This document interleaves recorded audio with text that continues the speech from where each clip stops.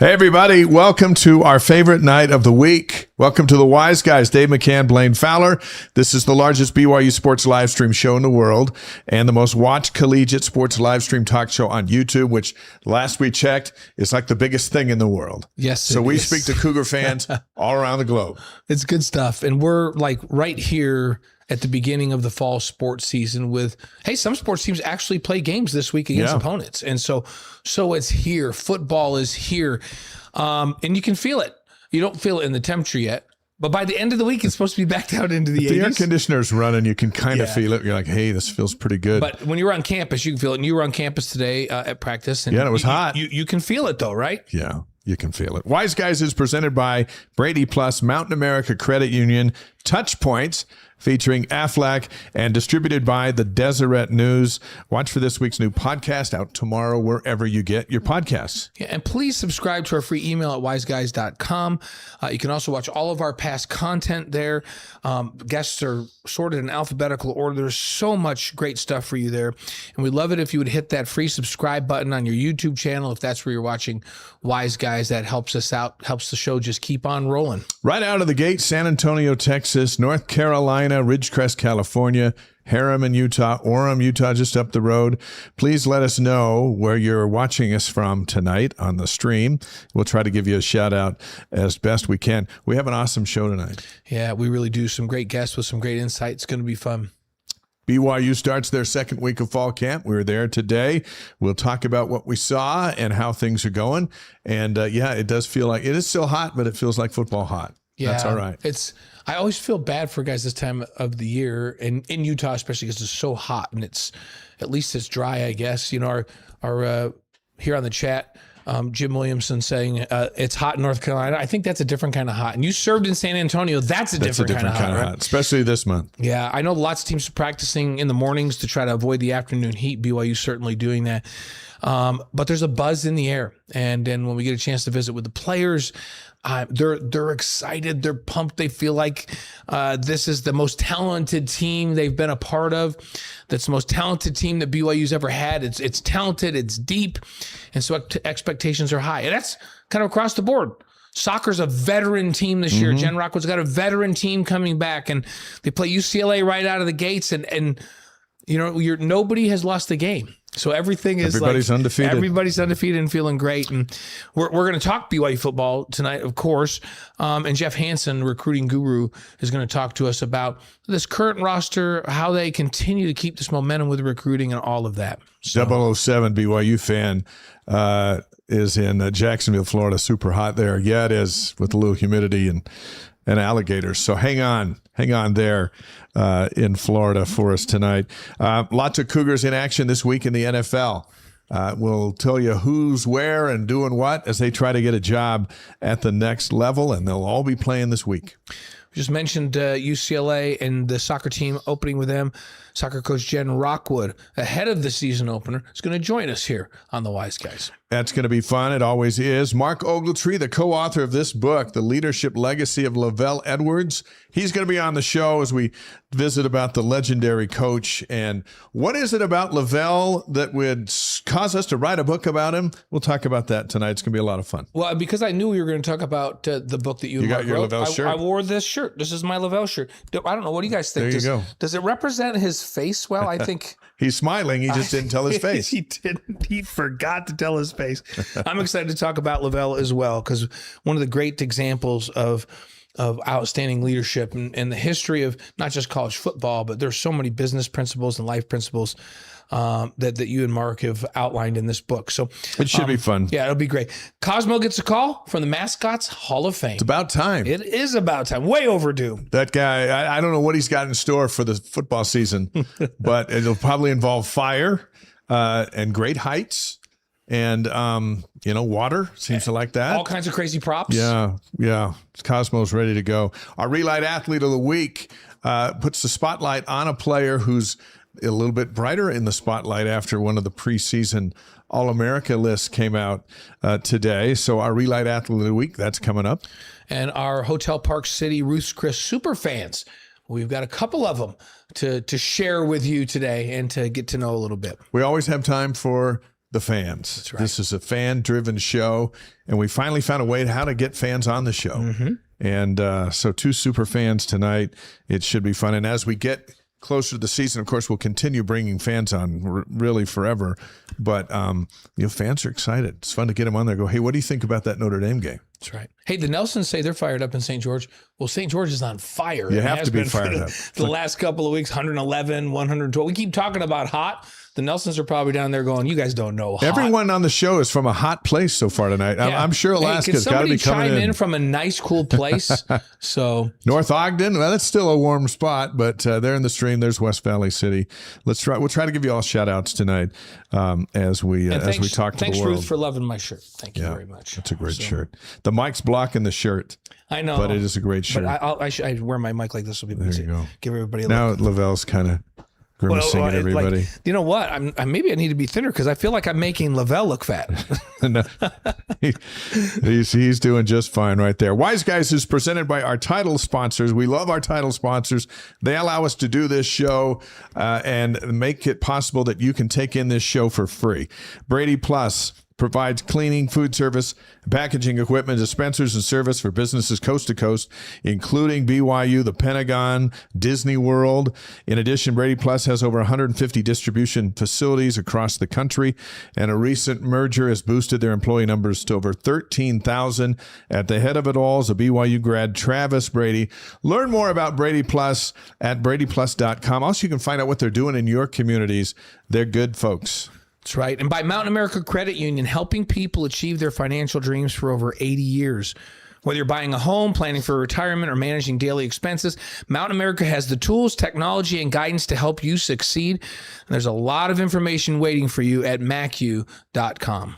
And by Touchpoints, featuring Aflac. Touchpoints is a texting platform for any business or organization sending personal mass text to clients or employees. You can automate your company's communication, follow up, send personal birthday and holiday texts, making everyone feel valued and informed. Learn more at touchpointspro.com.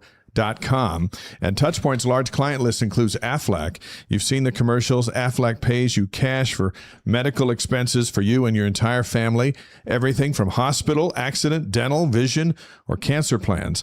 It's gap coverage with or without your high deductible health plan. If you own a business, Aflac can provide these benefits to your employees, and they will love you for it. Let BYU grad Brian Nixon, who was on the show last week, help save you money. Click on the link in the chat and in the show notes for a free consultation. Our Re-Lyte Athlete of the Week is presented by Redmond. The secret is in the salt. Learn what it can do for you at redmond.com. Re-Lyte fuels the athletes you cheer for. Let it refuel you too. And it refuels me every day. And by the way, I spent a day up at Redmond learning all about Re-Lyte. Oh, yeah.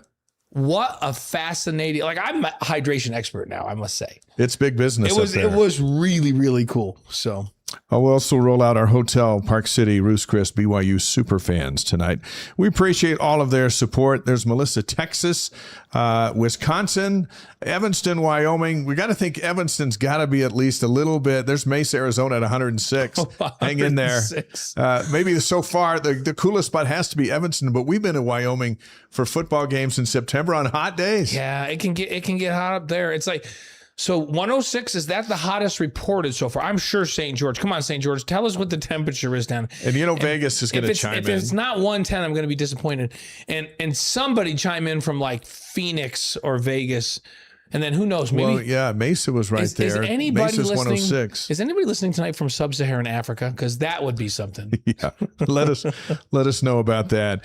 Spring practice, it was spirited today as they kicked off their second week. Watched some nice catches from legend Glasgow, who we talked about last week. He's gonna be in that starting lineup. Yeah, as a freshman.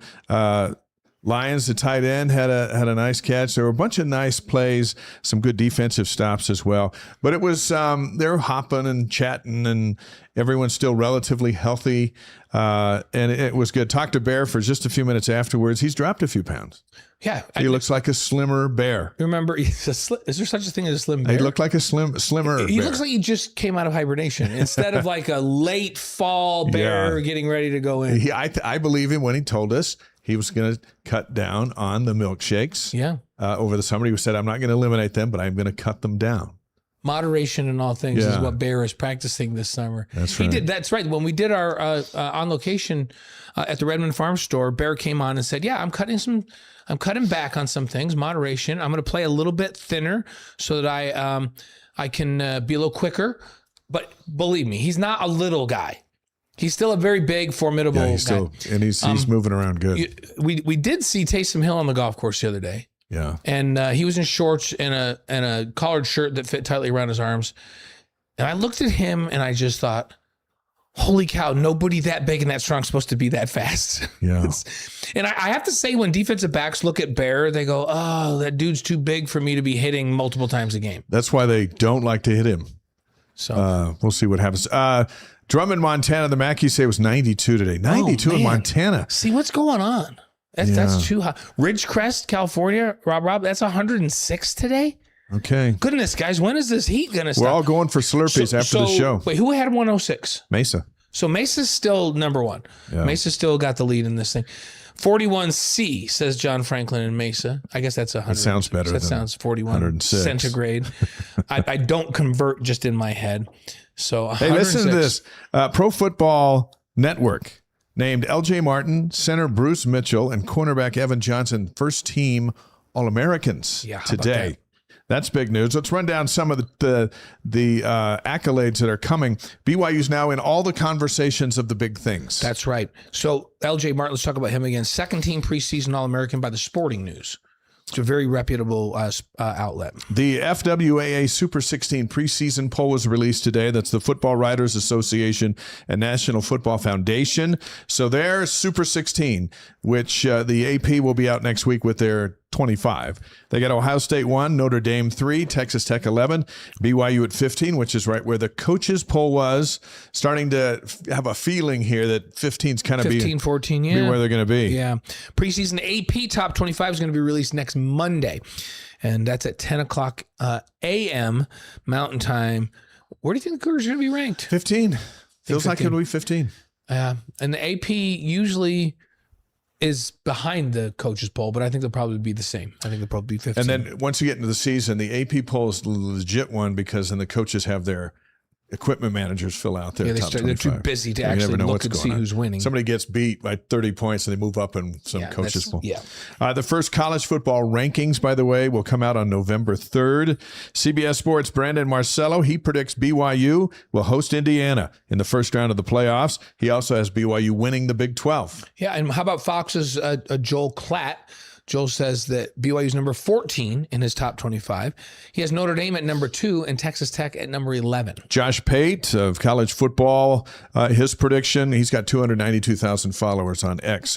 So he says some stuff and a lot of people see it. He's got BYU winning the Big 12 and hosting LSU in the first round of the playoff. And getting beat. Yeah, he's got LSU coming here on a cold December day. Seems like that's a theme, like BYU against an SEC team getting beat, because George Wrightster III at CW Sports has BYU winning the Big 12 and hosting Texas A&M in the first round and getting beat.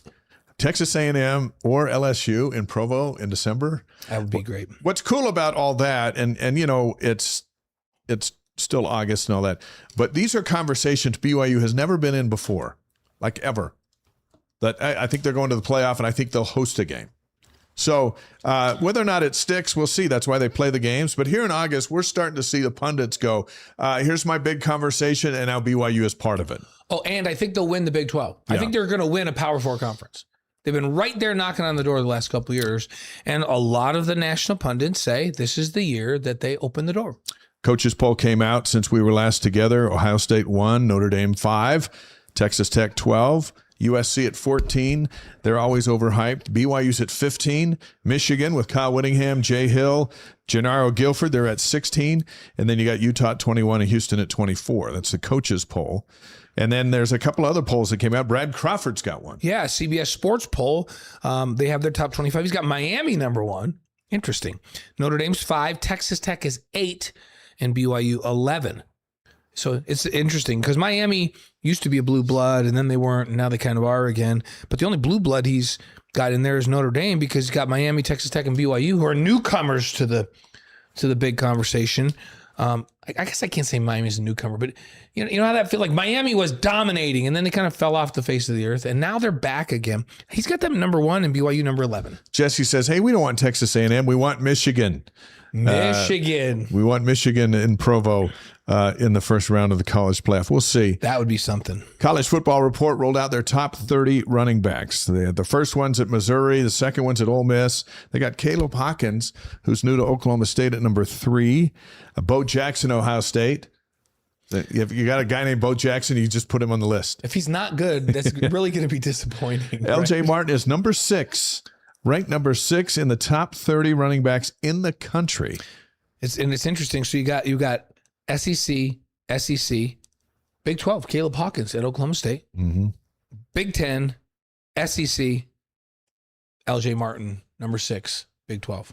That's nice. So there you go. Columbia, Maryland is on the stream tonight. Good to have you with us. Top 10 cornerbacks per Pro Football Focus.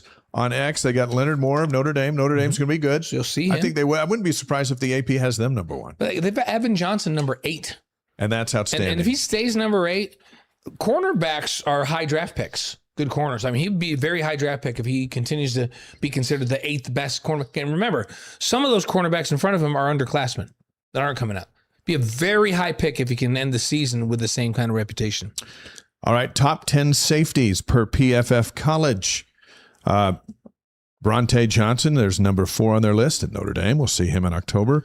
Number 7. Yeah, Falitau Satawala, BYU. Among the top 10 safeties in college football. How about this? When Notre Dame comes in to play BYU, you're going to have 2 of the best corners in the country and 2 of the best safeties in the country lining up opposite one another. And the linebackers are going to be pretty good too. Yeah, there's some big time. So top 12 or top Big 12 offensive linemen, and this is according to PFF College, is number 3 is Bruce Mitchell.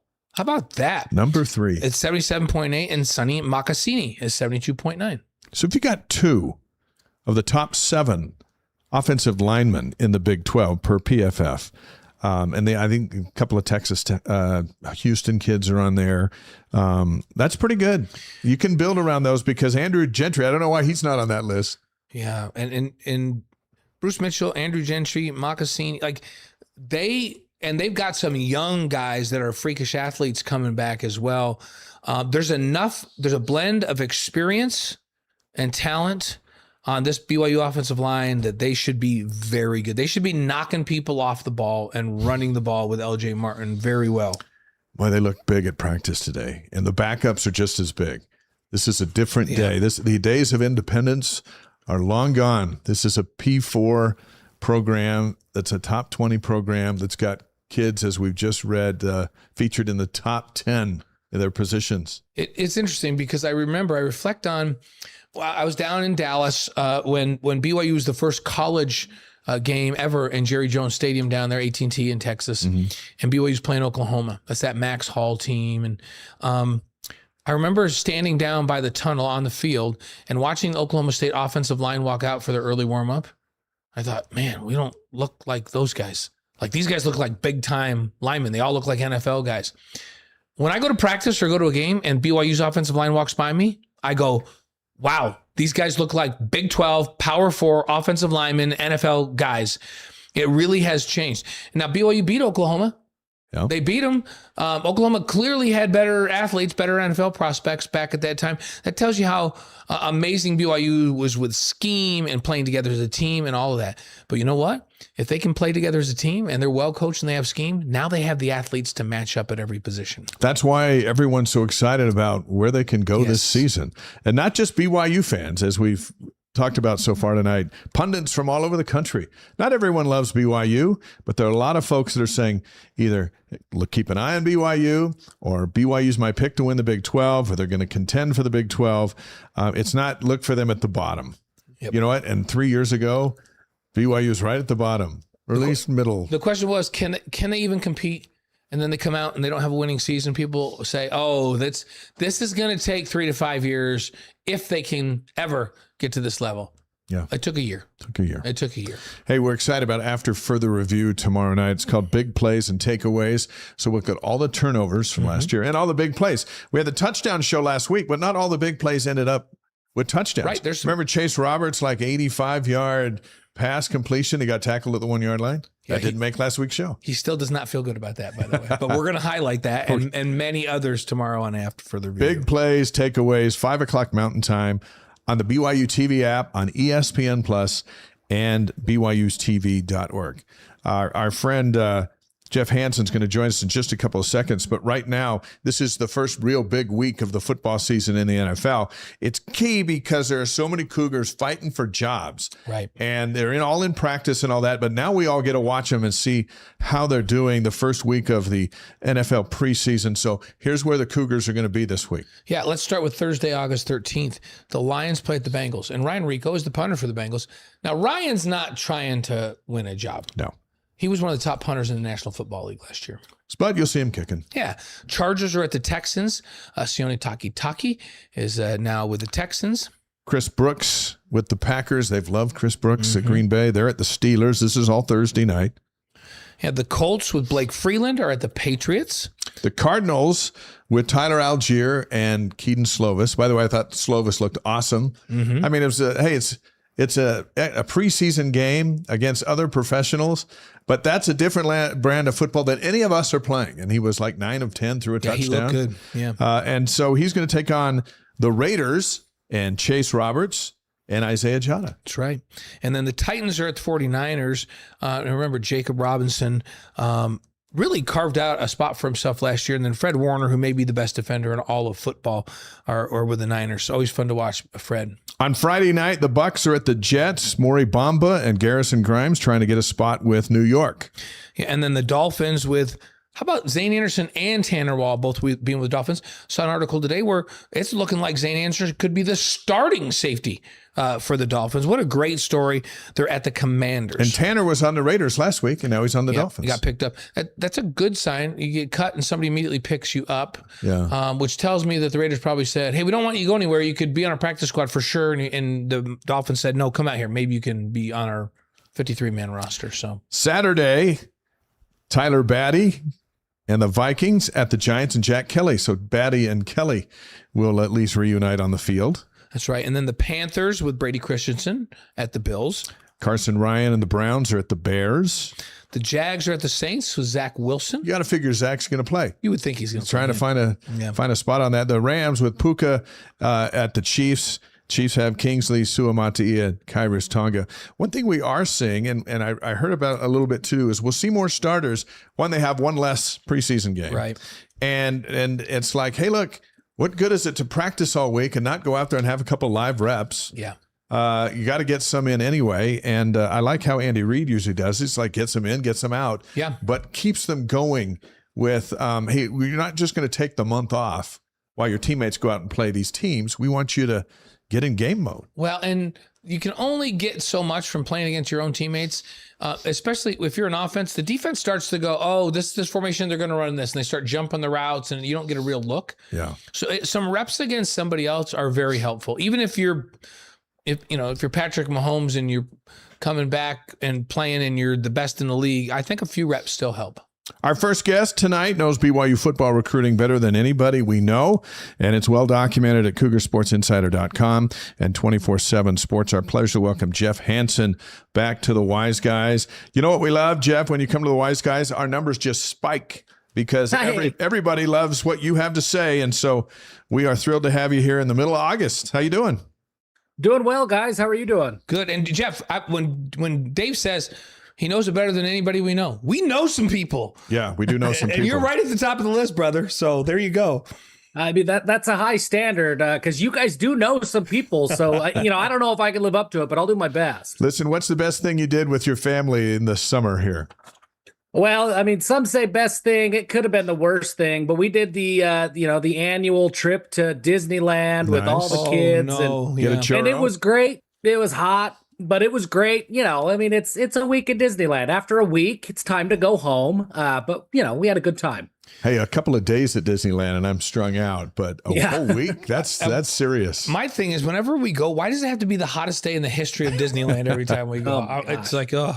But I have to say, when we take the younger kids, our young grandchildren, and we just walk through the park and they hold my hands, I'm just like, okay, This is okay. I don't care about the Lions. I don't care about any of that. I'm just here with the Grandies. And the fireworks go on. It's everybody complains about it, but it is a pretty happy place. So no question. You did good on that. Nice job. Hey, the Cougs are in camp preparing for their 4th season here in the Big 12.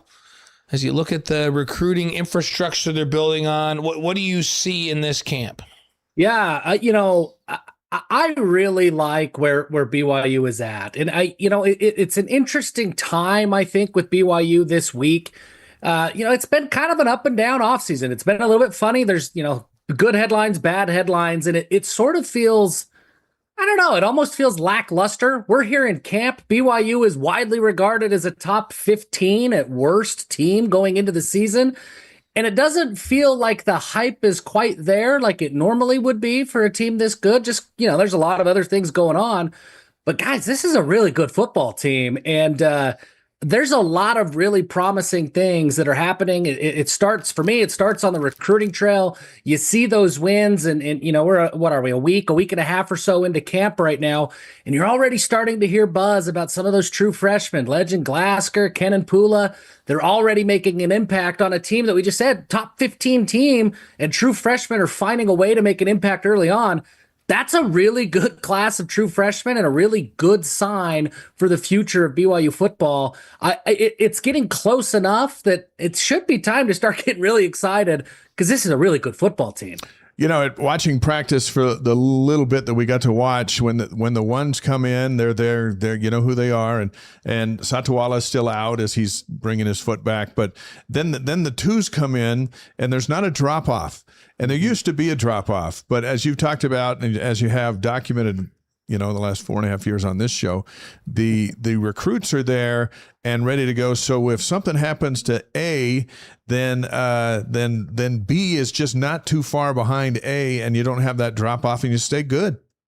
Yeah, I mean that's the name of the game, and that's always been the story with BYU. I mean, going back to as long as I can remember, late LaVell days, and probably the same case before my time, but. BYU's top 11 guys on either side of the ball could compete against anybody. And I think everybody universally has pretty well agreed with that year over year. But it's those week 4, week 5 games, as injuries start to mount up, that's where you saw the drop-off for BYU. Historically, that drop-off is not as steep. I mean, look, starters are still starters for a reason. They're still the top dogs. But yeah, the depth is on full display. And I don't think we saw a better example of that than, last year.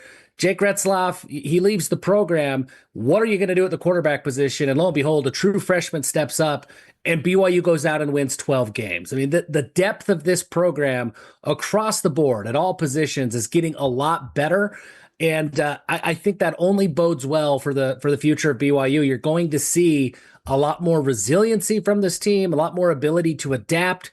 And you're going to see a little bit more creativity in the coaches because they don't have to play cautious to protect health of their starters.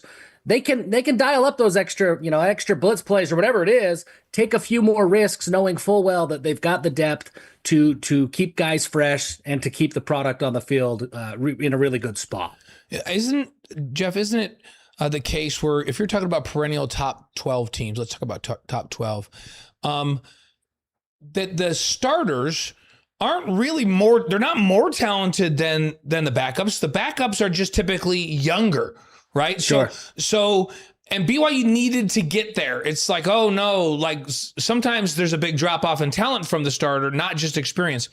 Is BYU there yet? Are they to the point now where, hey, all these starters are great, the guys behind them are just as talented, they're just younger, or is there still a little ways to go?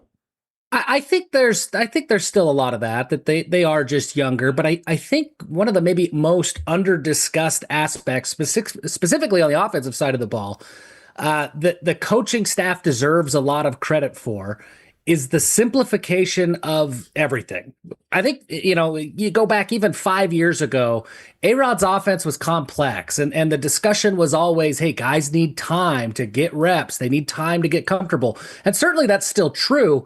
But in this day and age with the transfer portal, and you're having roster turnover every single year, you're not really afforded that time to have that complexity where everybody needs a year to get their feet underneath them. You've got to get things a little bit more simplified so that it is a little bit more plug and play. And I think the benefit to that, not only the transfer portal guys that can come in from wherever and make an immediate impact, it's easier for those freshmen that are coming into the program. So they are talented, they are younger, they are less experienced, but the offense isn't quite so complex. That experience is certainly still important, and you need that once the lights come on Saturdays. But it's not so daunting anymore for a guy making that jump from the high school ranks to the college ranks. And I think every team across the country is trying to do that. And I think that Aaron Roderick and on the defensive side of the ball for the last couple of years with Jay Hill, you've seen BYU's coaches be very successful at simplifying things and finding a way to make it easy to make an impact early on, whether you're a newcomer as a transfer guy or as a recruit straight out of high school. Recruiting guru Jeff Hansen of 24/7 Sports and CougarSportsInsider.com on the Wise Guys tonight, presented by Brady Plus, Mountain America Credit Union, and Touchpoints, featuring Aflac. And a question from Sylvia in Wisconsin, Jeff. Which line has the most impact on the game, the defensive line or the offensive line? And might add, which of those two lines is ready to go? That's a really good question. And I think depending on which side of the ball you coach on, that's going to be your answer. If I look at it, I don't think BYU, how do I phrase this? A bad offensive line can lose games. I mean, if you don't have an offensive line that can block, either as a run blocking unit or in pass protection, you're going to lose a lot of games. And I think on the defensive side of the ball, you can have less impact and still find ways to manufacture, schematically ways to impact the defensive side of the ball. Now, having said that, I think that a good defensive line that's really good, that gets into the backfield and is generating those negative plays for an opposing offense, I think that can flip a script of a game a lot faster than a really good offensive line does. So that's kind of a cop-out answer, if I'm being honest. But I don't think that you can win games with a bad offensive line. So you got to be stout. You got to, there's a standard there you have to reach up to. But a really good defensive line, you can go out and win some games and have some impact that maybe the offensive line doesn't do on a quarter by quarter basis.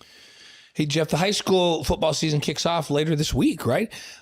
In Utah. Who is in BYU's 2027 class that we should be following this season and watching, knowing that they're going to be playing for the Cougs next season? Yeah, the biggest name for BYU, Uhila Wolfgramm out of Maple Mountain, unbelievable. He kind of burst onto the scene as a defensive end, really his sophomore season. But something happened over the last 8 months that he went from, hey, this kid's really intriguing, to, holy cow, this is a Division I ready grown man. He looks like he could play for BYU right now. He is the second rated prospect in the state of Utah. BYU had to beat out Oklahoma to get him earlier this summer. Wolfgramm he's explosive, he's big, he's strong, he gets double teamed on nearly every play, and he still finds a way to, I think he had 15, maybe close to 20 sacks last year. He's always in the backfield. I mean, this kid's phenomenal. And then the class in state is really kind of fun. There's some other players. Ioane out of Orem High School. Look, Orem High School is going to be Showtime television for any high school football fan. They are loaded with talent. But Ioane doesn't take a backseat to anybody. Really slender pass rusher. It reminds me a little bit of Nusi Tamoipeau when he was at Westlake. That Nusi was, he played with his hand in the dirt, kind of that wide 9-7 tech type guy. And he's a little bit bigger now that he's at BYU. But when you watch his highlights from Westlake, Nusi was slender and he was quick, and Ioane has a lot of that. Really explosive, really fast defensive end, edge rusher. I think he's going to do a lot of good things for Orem. And then maybe the guy that I'm most excited about, and people, he committed first to BYU, and I think people have kind of forgotten how good he is. Titan DeJong out of Mountain Ridge High School. He does everything for that Mountain Ridge team. I think he's probably going to be their leading receiver this year. He had multiple one-handed catches in traffic last year as a junior. I mean, he's a phenomenal wide receiver, and BYU's going to turn him around and play him as a linebacker on the defensive side of the ball, because that's how good he can be on that side of the ball. He's dynamic, he's explosive, and he's a leader. He's the kind of guy, reminds me a little bit of like a Ben Bywater, that He's the guy that Kalani wants to build his locker room culture on. Titan DeJong committed early, had offers for Michigan, Utah, Stanford, a handful of really good programs throughout the country. And he came off the board early before anybody else did and immediately got to work trying to build this class. He's got the leadership that you want to have inside your locker room. Really excited to see him play for Mountain Ridge this year. That's great stuff, Jeff. It gives us people to keep excited about high school football. Even if you don't have kids playing, you do have kids playing if you're a BYU fan because they're committed to BYU. Yeah. I had a follow-up question too because you mentioned Oklahoma. What in the world is going on with Oklahoma? Since when does Oklahoma come recruit the state of Utah? And what's changed there? Because we always used to say, well, he's really, really good. And here in Utah, Oregon recruits the state of Utah. And Stanford is a nemesis for BYU. And USC recruits Utah.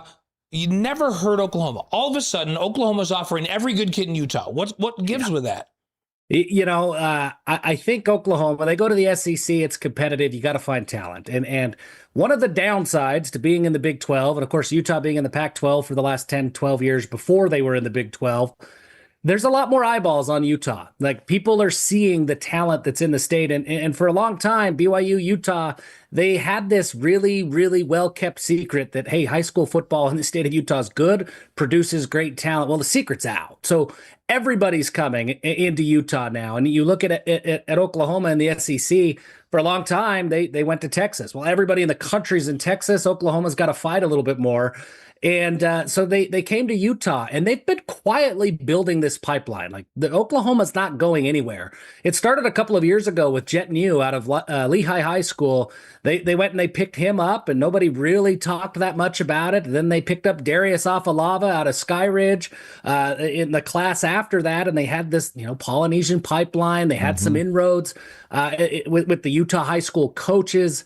And that came to this year, and my goodness, they're here, and they've doubled down. They added Bodie Sparrow, the top-rated guy out of Davis High School. He's a phenomenal football player. Crew Jones is at Orem. He's going to Oklahoma as well. And even though they missed out on Wolfgramm, almost immediately after Wolfgramm's announcement, it was like, okay, maybe BYU is done competing with Oklahoma along the Wasatch Front. Oklahoma went and hired Mania Brown. So now Mania Brown's on the recruiting department in Oklahoma.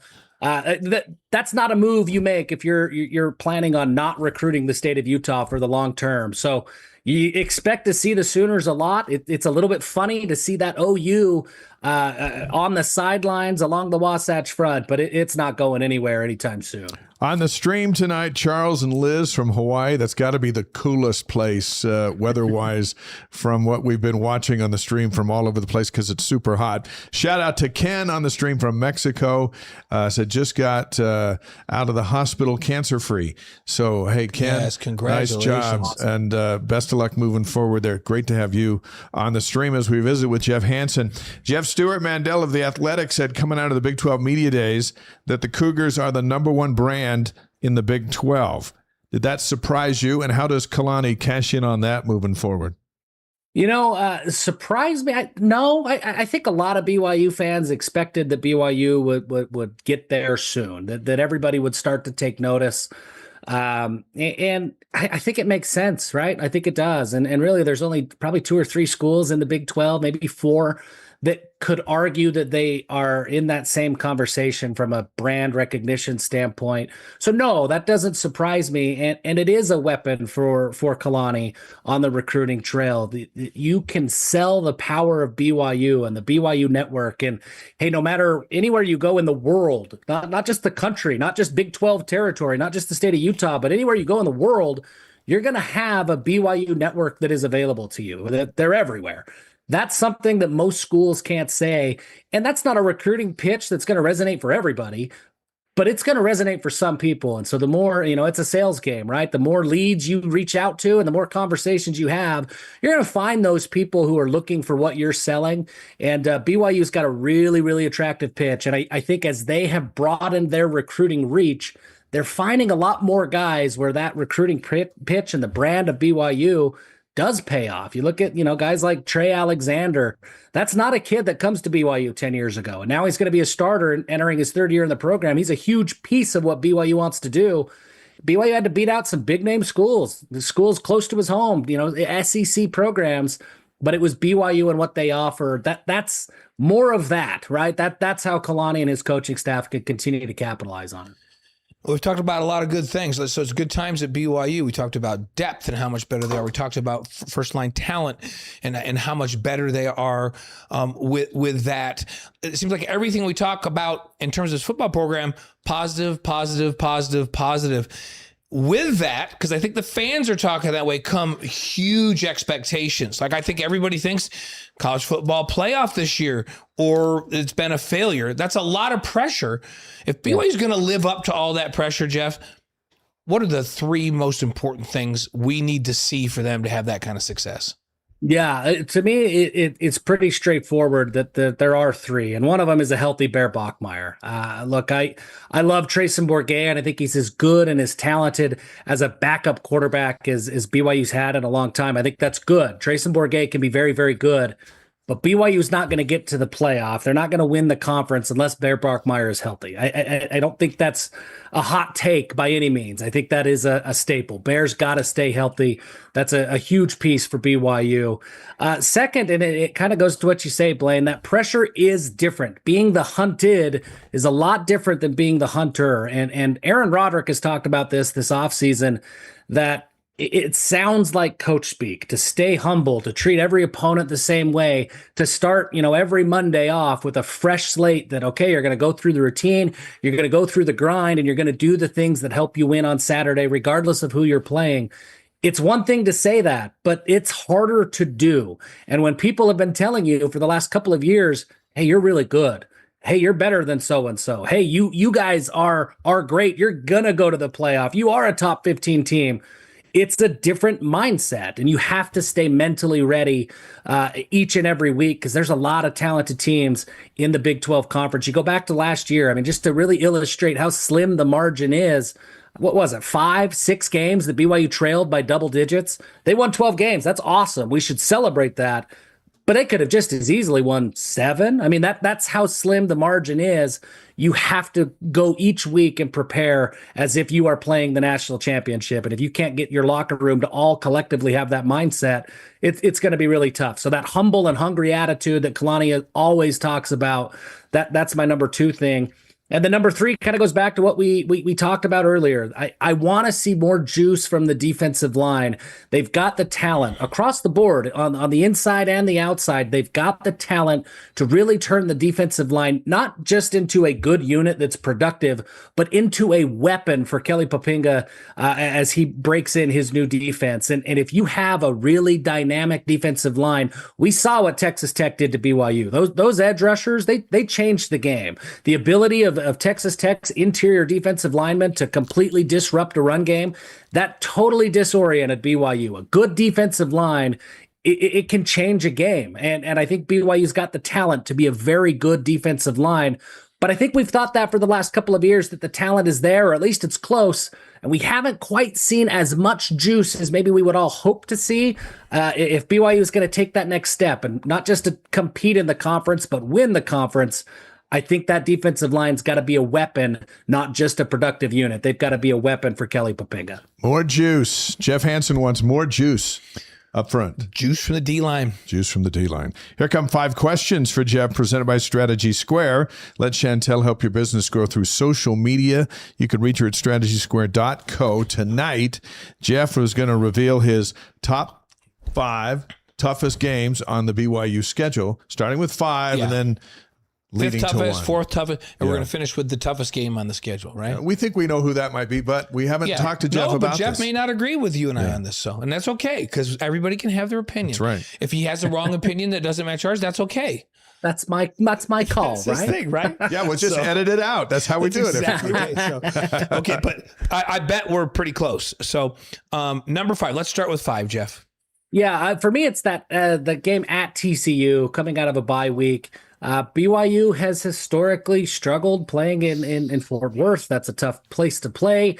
TCU tends to get up for BYU. That's going to be a hostile environment.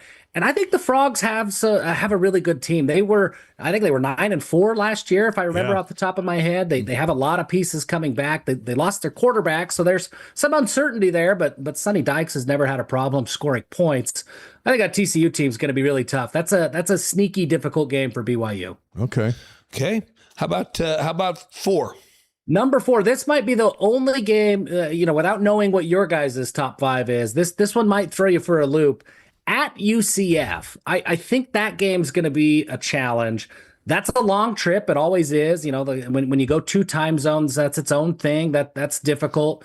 BYU will be coming off of Notre Dame the week before. And if BYU beats Notre Dame, if there's a competitive game, a close game, this is that classic letdown game. You go to UCF, maybe you don't expect them to be as good. You don't have that humble, hungry mindset. UCF has enough talent, especially in the bounce house there in Orlando. They have enough talent that they can beat anybody. I don't know that they could consistently do it week over week, but they can beat anybody in the conference in any given week. See, that is an interesting one because I might have switched those 2 around, but you bring up a good point, and that point is where they fall in the schedule and having to travel all the way to the East Coast after a huge game that's going to mean so much, even though it's not a conference game. So that's a good take. How about number 3, Jeff? Number 3, week 2, it gets started really quick for BYU. That Arizona game. The Wildcats, they're good. Noah Fafita, whatever happened a couple of years ago when he was here in Provo last time, he figured it out last year. He had a fantastic season. Brent Brennan's really kind of settled into his own. That team was really, really good last year. And you can bet that they want revenge. They felt like they let one get away, and BYU stole a win in Tucson, and I think it was double overtime, right? Arizona's going to be motivated. They've got talent. They feel like they're being overlooked coming into the season. I think that's going to be a really tough game. And it's week 2. Teams are still figuring out who they are in week 2. So that's going to be its own challenge in its own right. One thing that is good about week 2 and this matchup is everybody's healthy in week 2. Yeah. LJ Martin won't have a shoulder issue against Arizona, and he ran hard last year, and so there'll be some freshness, although it's 1:30 in the afternoon on a hot Saturday on Fox. But one of the upsides of those early games is at least your team's healthy. Right. Yeah, that's a bonus. Dave and I've talked a lot about this on the air, different shows, and I keep saying, I wish that game was like week 6. Yeah. That's my problem with it. I don't like having a conference game against a team that I think is really talented. The good news is BYU will be healthy likely, and they've got him at home. The bad news is Noah Fafita is a very veteran quarterback, and I think Brent Brennan in the second half of last season figured out how to utilize him. Because remember how good he was as a freshman, and then he kind of tailed off, new offense, new ideas, and I think Brent went, okay, I know exactly how to use this kid. And they were really good on defense down the stretch, and Fafita thrived. So now they come in here in game 2, and BYU, even though they have a lot of the same defensive staff, they're playing with some different philosophies, a new play caller on the defensive side. I feel like in week 6, this game's a no-brainer. In week 2, it makes me nervous. Yeah. That's my take on that. So I like that one at number 3, Jeff. And I think it's a tough game. And BYU gets that one. I think that says a lot. So how about number 2? Now, this is the one we're waiting for, because I think our 1 and 2 are going to be the same that you and I and Dave have, but in which order will be interesting. Number 2. Yeah, number 2 for me is the Utah game. Rice Eccles is tough. The Holy War, I mean, everybody knows, right? That game is tough. Utah's a really good team. I don't know that they're as good this year as they have been. They've got a lot of uncertainty. Anytime you lose as much from a coaching perspective, especially as long as Witt was there, I don't care how long Scally was there. It's a different ball game for him as a head coach. An entire offensive line. I mean, there's a lot of question marks about Utah coming into the season, but Rice Eccles is tough. We said it for years as an independent BYU team that, hey, look, it doesn't matter what the talent looks like. It doesn't matter who's ranked what or what the records are. That game's going to be close. And we can't say that in 2013 and then not say it in 2026. Right. It doesn't matter what the talent is going to look like. It doesn't matter who's coaching on the sidelines. That game's going to be really tough for both teams. Yeah, I agree with that one. My big question I have for Utah is, we underestimate how good a play caller Jason Beck has been in the last 5 years of his career. Wherever he goes, he adapts that offense to his quarterback and the talent. I think he did a phenomenal job with Utah last year. It'll be interesting to see what he does at Michigan. That's a big loss. And then they lose their offensive line coach in Jim Harding, who I think is the toughness coordinator of that football team and has been for a long time. That big time hurts Utah. But to play up there, as much as these two teams go at each other, I don't care who you're missing. This is a great game. So, Dave and I agree with you. That's the number 2 game. And we all agree on number 1. But talk to us about what makes this game so tough. You're number 1 and why this is a tough game. Well, I mean, Notre Dame, right? From a talent perspective, they're fantastic. I think I was reading a mock draft earlier this week, and 3 Notre Dame players in the secondary are projected to be first-round picks. I mean, like that's just the kind of talent that they have at all levels of the defense. Super talented on offense. I think Carr is fantastic. It'll be interesting to see how he transitions as a quarterback and how he progresses as the season goes on. But he's got all the talent to be very great. Love what Marcus Freeman does as a coach. All of those things are awesome. The thing that makes me the most nervous is a little bit of, kind of what we saw a little bit from BYU as an independent when it was that Utah game, that so much was talked about Utah, and the opportunity was huge, and you've got to beat Utah, got to snap a streak, got to whatever. There was so much placed mentally on that Utah game during that streak that BYU came out and they pressed a lot. They came out tense. They didn't play as well as they could. You go back to that Vegas Bowl, right? I mean, BYU just they were a very good team, but they didn't show it for the first quarter, and that lost them that game. That's kind of similar. Like, this Notre Dame game is the talk of the town throughout Provo. It's the talk of BYU throughout the country. And whenever you listen to a national analyst talk about BYU this year, it's, hey, this is a good team. They're going to compete for the Big 12 Conference Championship. But that Notre Dame game is their opportunity to make a statement. And I think everybody in the locker room, Kalani, every player, they all know how big of an opportunity that is. The mentality going into that game is different. And then you have, once you do get on the field and the ball is kicked off, then you've got to contend with the elite talent that Notre Dame has. I think BYU can do it. I think they match up pretty well, but that's going to be a really, really tough challenge. And look, the margin for error is thin. Like, BYU can't win that game if they, turn the ball over 2 or 3 times. They've got to play near perfect football, but that's what it takes to beat those elite teams. And Notre Dame is elite in every sense of the word. It's the game of games, and we'll talk about it a whole lot because, like you said, Jeff, it is the game changer game, right? It's does the season ride on it? No. Does the chance to get to college football playoff ride on it? Maybe. Yeah, it could have big impact on it. It's interesting because in what year do we ever not have Utah as the biggest game of the year? But almost everybody we talk to, when we say, what's the biggest game of the year? They all say Notre Dame, which is interesting to understand where BYU's come, where they were even 5 years ago, and where they are now in the Big 12 Conference. And hey, Utah's always going to be a huge game. But it tells you that the state of the program is a little bit different than it was, where you go, Utah's a big game, very important, league game, but the Notre Dame game is the big game. That's wild. And you know what's going to be big next year, Jeff, is when BYU plays at Notre Dame, and we'll have the same conversation. Exactly. Because it'll be a rare chance to play the Irish, and a win over Notre Dame will forgive a lot of sins. You don't have to be perfect. And if BYU... And it feels like BYU is going to be a perennial top 16 team right now with the way they're recruiting and the way they're playing. Notre Dame's a perennial top 8 team. And the way Marcus Freeman recruits and coaches, this is a game with national significance every time they play, which is great. Good stuff, Mr. Hansen. We're glad you had a good week at Disneyland, and we're glad you're back here in the middle of fall camp. Great insights as always. You can follow Jeff on X at Rakoto10, CougarSportsInsider.com, 24/7 Sports. You're also doing some stuff with the local high school scene. What is it? KSL Sports Rewind, getting out and, football in its purest form, man. High school football, there's nothing better. So, check us out, KSLSports.com. But more than anything, go get out. Find your local high school. Go get out to a game on Friday night. You're not going to regret it. Hey, keep your eye on Zach McCann from the Timpanogos. That's right. From Timpanogos. We'll be out there against Juan Diego on Friday night. Jeff, thank you so much as always. Thanks, Jeff. Appreciate you guys. All right, that's the great Jeff Hansen. You know what? We love him on the show because he knows what he's talking about. Yeah, he brings it. Jeff brings it every time he comes. He does his research, and not just for our show. Like he just does his research. He just does. So you can just tap into that great knowledge base. He knows his stuff, and it's fun to talk to Jeff. Let's tap into the Re-Lyte Athlete of the Week is presented by Redmond, the secrets in the salt.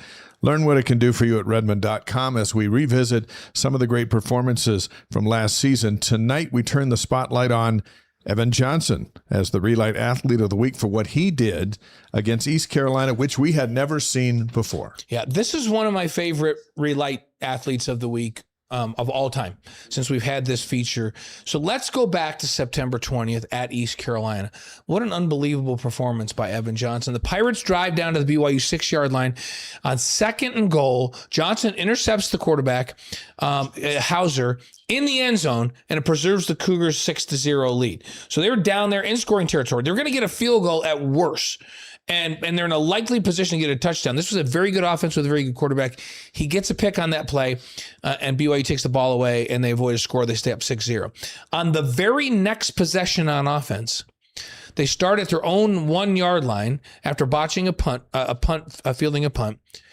Hauser decides to try to give him a little room and throw a quick out. Evan Johnson reads it perfectly. He jumps the out. He picks it off, and he takes it in for a pick six. Back-to-back offensive plays for East Carolina for the Pirates, back-to-back picks for Evan Johnson. He denies a score on one end, and he gets a score for the defense on the other end. We're pretty sure that's never happened before. Yeah. And if somebody can think of another instance, let us know this. But where a BYU players had back-to-back interceptions on back-to-back on consecutive offensive plays, he prevented that touchdown. Like that was a 12-point turnaround in 2 plays that Evan single-handedly executed. And what a night for Evan Johnson. And for that, Dave, he's our Re-Lyte Athlete of the Week. The secret's in the salt. Learn what it can do for you at Redmond.com. Click on the link in the chat and show notes for a discount code giving you 15% off Redmond products. Re-Lyte fuels and refuels the athletes you cheer for. Let it refuel you too. And just before we came on the air tonight, because Coach Jen Rockwood wanted to have a team scrimmage, right? So they can get ready for UCLA on Wednesday. We were able to visit with her for a few minutes on this big opportunity to start her final year as head coach. So let's fire up our visit with Jen Rockwood. Our next guest is getting the Cougars ready for her final season as head coach of the women's soccer program at BYU. She announced her retirement in June, effectively after the BYU National Championship match at the end of the season. Mm-hmm. Our pleasure always to welcome Jen Rockwood to the Wise Guys ahead of the season opener at UCLA. We thought you might enjoy that introduction because it seemed to book in just exactly what you want to see, how you finish out. How you doing, Coach? Yeah, I'm doing great. Super excited about this season, and I appreciate you guys having me on. It is our pleasure. Jen, we've gotten used to, we're not afraid to put pressure on you because you seem to relish it, and I feel like our players seem to relish it. So when we say, hey, after they play a national championship, you don't flinch from that.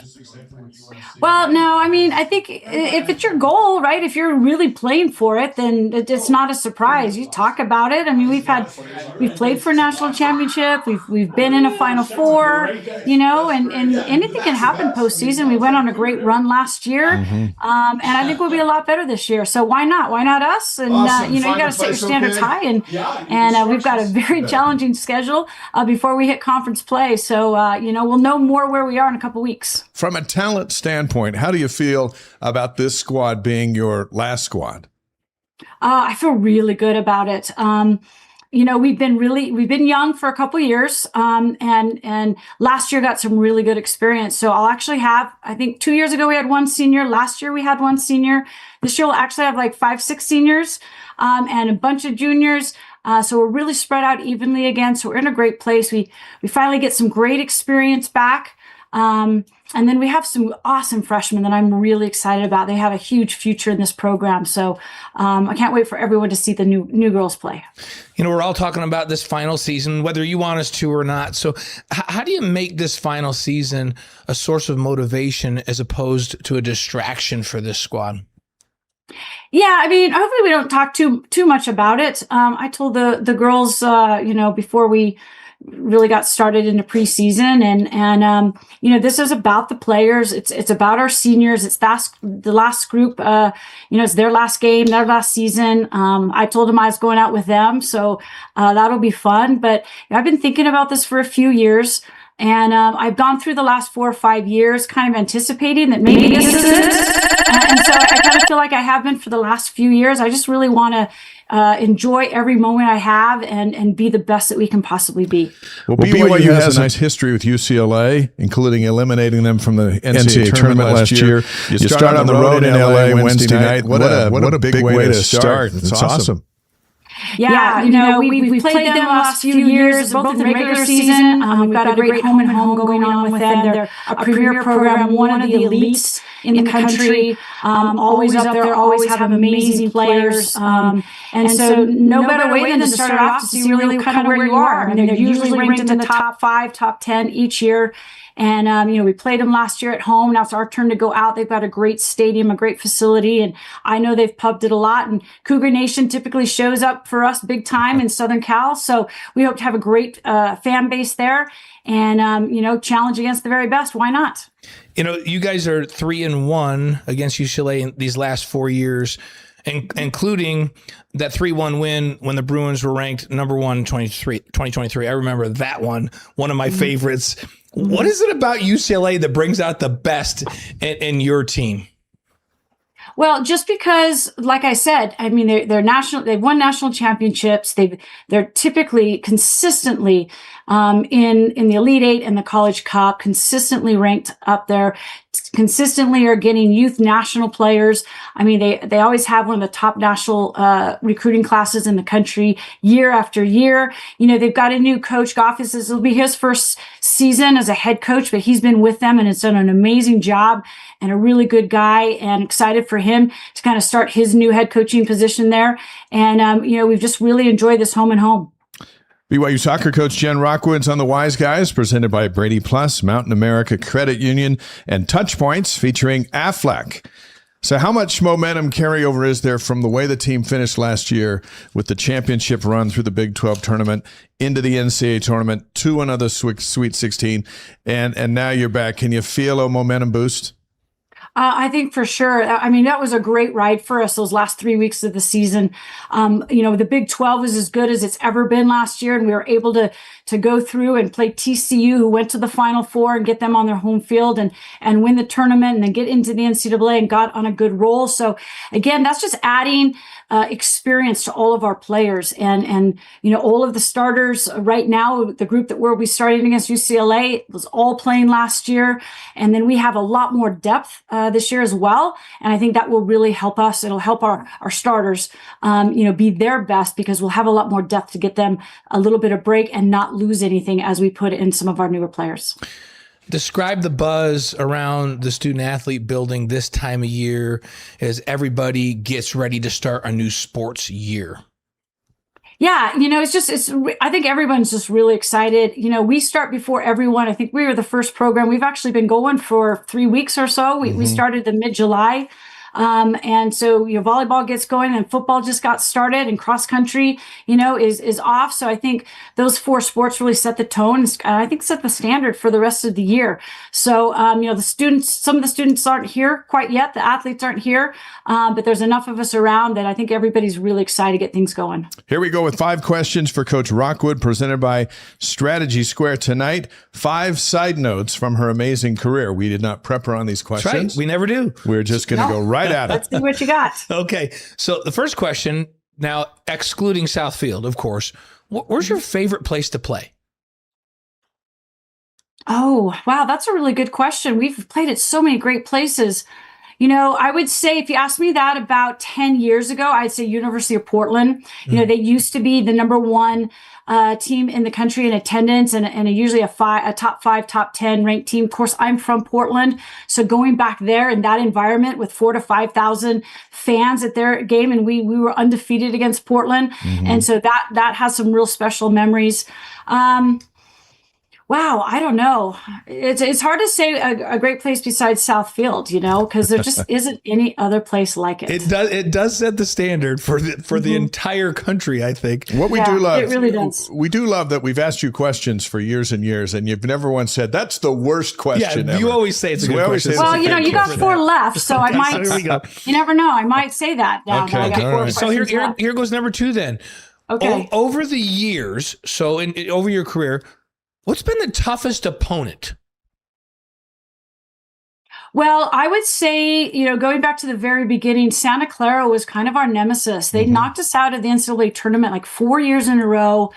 Even the one year we had them, I think in the Sweet 16 on Southfield and thought we'd get them, and we lost in overtime. And then we ended up being in their same conference. And so I remember thinking, man, we'll never have the players like Santa Clara. I just don't know if we can get to that level. And then, we went in the WCC and really matched up well against them and got some big wins against them. And they've been a great rival for us. Jerry Smith, he's one of the best in the business, still going strong. He's been doing it longer than I have. So, that's been a good rivalry over the years, is that Santa Clara. I miss playing them, to be honest with you now. So I really do miss playing them. That's a great rivalry. That's a great one. Mm-hmm. What about the most competitive conference? Because you've coached WAC, Mountain West, WCC, and now the Big 12. What's the most competitive conference? Going into the WCC was a big step for us. It kind of helped propel us to get to that next level, to get to those 2 college cups. And so, I loved being the WCC with Santa Clara and Pepperdine and Portland and some really great soccer. It's a women's soccer conference for sure. But that really helped us get ready for the Big 12. The Big 12 this last year, top to bottom, I think we had 8 teams in the top 30 RPI. And so, I think obviously the level of competition top to bottom has been fantastic for us and really challenging. I mean, we finished 8th in the conference last year, not where we wanted to be. But then we kind of made a run in the tournament, and exciting that we do have a postseason tournament, which in those other, in the WCC, we didn't. Right. And so we really love that opportunity, and we plan to do a lot better this year. I think we'll be a lot better and a lot more competitive this season. How about this one? A most noticeable change in the student athlete from your first year in 1995 to your last year in 2026?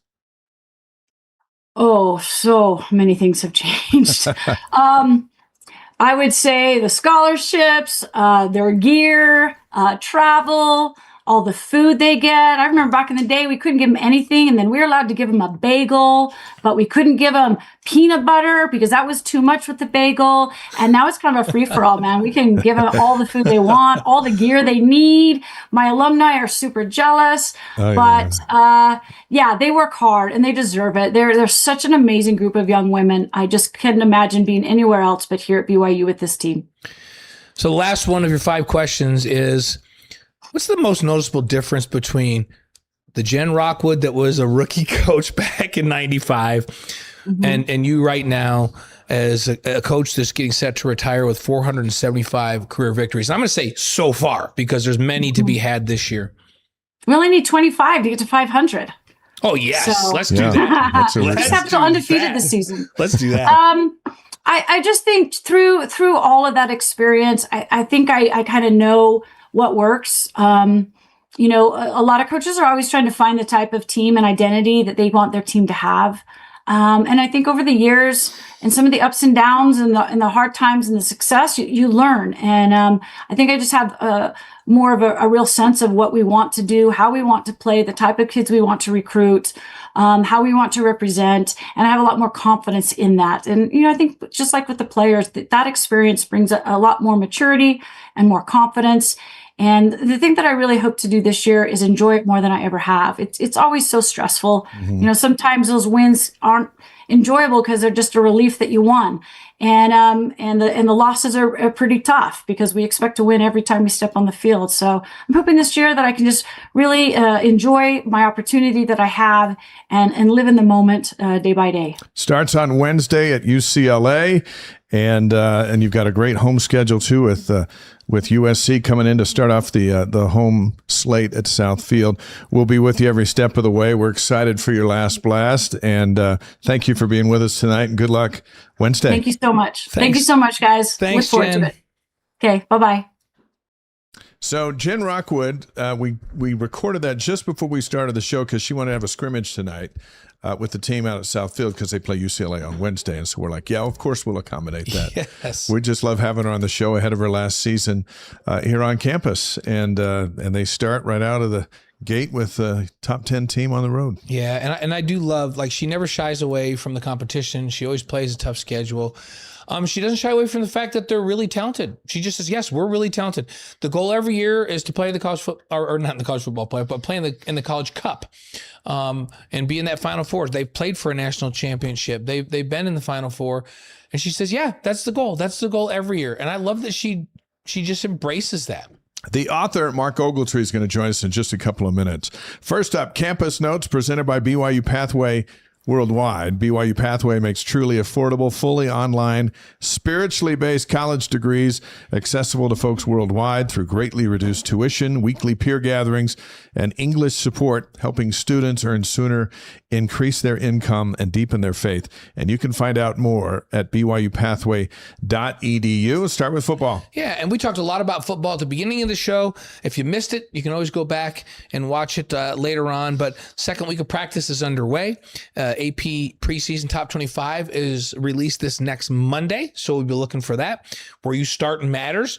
The USA Today Coaches Poll ranks BYU number 15. You and I kind of feel like that's probably about where they'll be in the AP poll. Seems like it. Football is rolling, and if you didn't hear the beginning of the show, make sure you go back and listen to it later because we talked a lot about football. Men's hoops, some recruiting news. A.J. Williams, the number one player in the 2028 recruiting class, is reclassifying to be available in 2027. He has BYU on his short list, as just about every five-star player, at least a whole bunch of them. And Colin Chandler's end of summer basketball camps coming up September 3rd at the Provo Rec Center. Go to arenasports.space for registration details. You can watch our Wise Guys interview with Colin and his wife Hannah at wiseguys.com. It was awesome.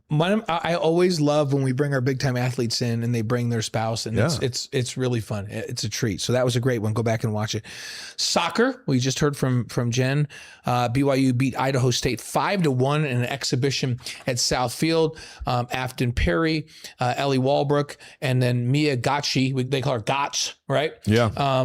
And Kate Fuller all had goals. So up next, season opener. This is a big one. Number 26 BYU's at number 9 UCLA, one of the blue bloods in college soccer. That's Wednesday at 8 p.m. Mountain Time on the Big Ten Plus network. It's an online stream subscription network, but it's a great start for BYU. They don't shy away from it. Women's volleyball, number 24 in today's preseason AVCA top 25. New coach, still in top 25. That's how they roll. Blue-white scrimmage is Saturday afternoon at 1 at the Smith Fieldhouse. They'll play Utah Tech August 22nd at noon. That's an exhibition game. And then they go to Florida, Fort Myers, BYU and Florida State on August 26th. And we invite you to watch our Wise Guys interview with Coach Rob Nielsen at wiseguys.com, or you can read my article about it at DeseretNews.com. He was on the show lane week. It was great. He was looking awesome. forward to that. Cross country getting underway, or like we sometimes call it, the Jane Hendrickson Watch, or the Jane Hendrickson Re-Lyte Athlete of the Week segment, whatever it is, you bet. Yeah, because she is phenomenal. September 19th is the John McNichols Invitational. That's a men's only cross country invitational, and September 26th is the Cowboy Jamboree. That's a women only cross country. So she'll make her debut then. Yeah, she'll be there, and we'll be watching and following Jane all year long. Baseball news: the Cougars signed 4 junior college All-Americans. Pitchers Kyle Tuthill and Dylan Thompson, infielder Blake Lewis, and outfielder Cade Gamble. There's another Gamble coming to BYU, which is going to be awesome. There you go. In golf, the Wyndham Championship, final regular season event on the PGA Tour wraps up. Ioane made the cut. He finished 81st. Patrick Fishburne was tied for 49th. He took a check home for 21,403. Zach Blair missed the cut. The Utah Open is this week at Riverside Country Club. We see him getting all set up for that. Ioane, by the way, is the defending champ for that tournament. Kihei started the week competing in the U.S. Amateur in Philadelphia, so he's got quite a week going on this week. Shout out to Cosmo. The Mascots Hall of Fame announced their list of inductees for 2026, and Cosmo made the cut. He was on ABC's Good Morning America on Friday when the inductees were announced. They include Cocky from the University of South Carolina. They're the Gamecocks. Name's Miles. There's the Miles is the horse for the Denver Broncos. That's right. Goldie Gopher from the University of Minnesota. Mrs. Met from the New York Mets and Cosmo from BYU.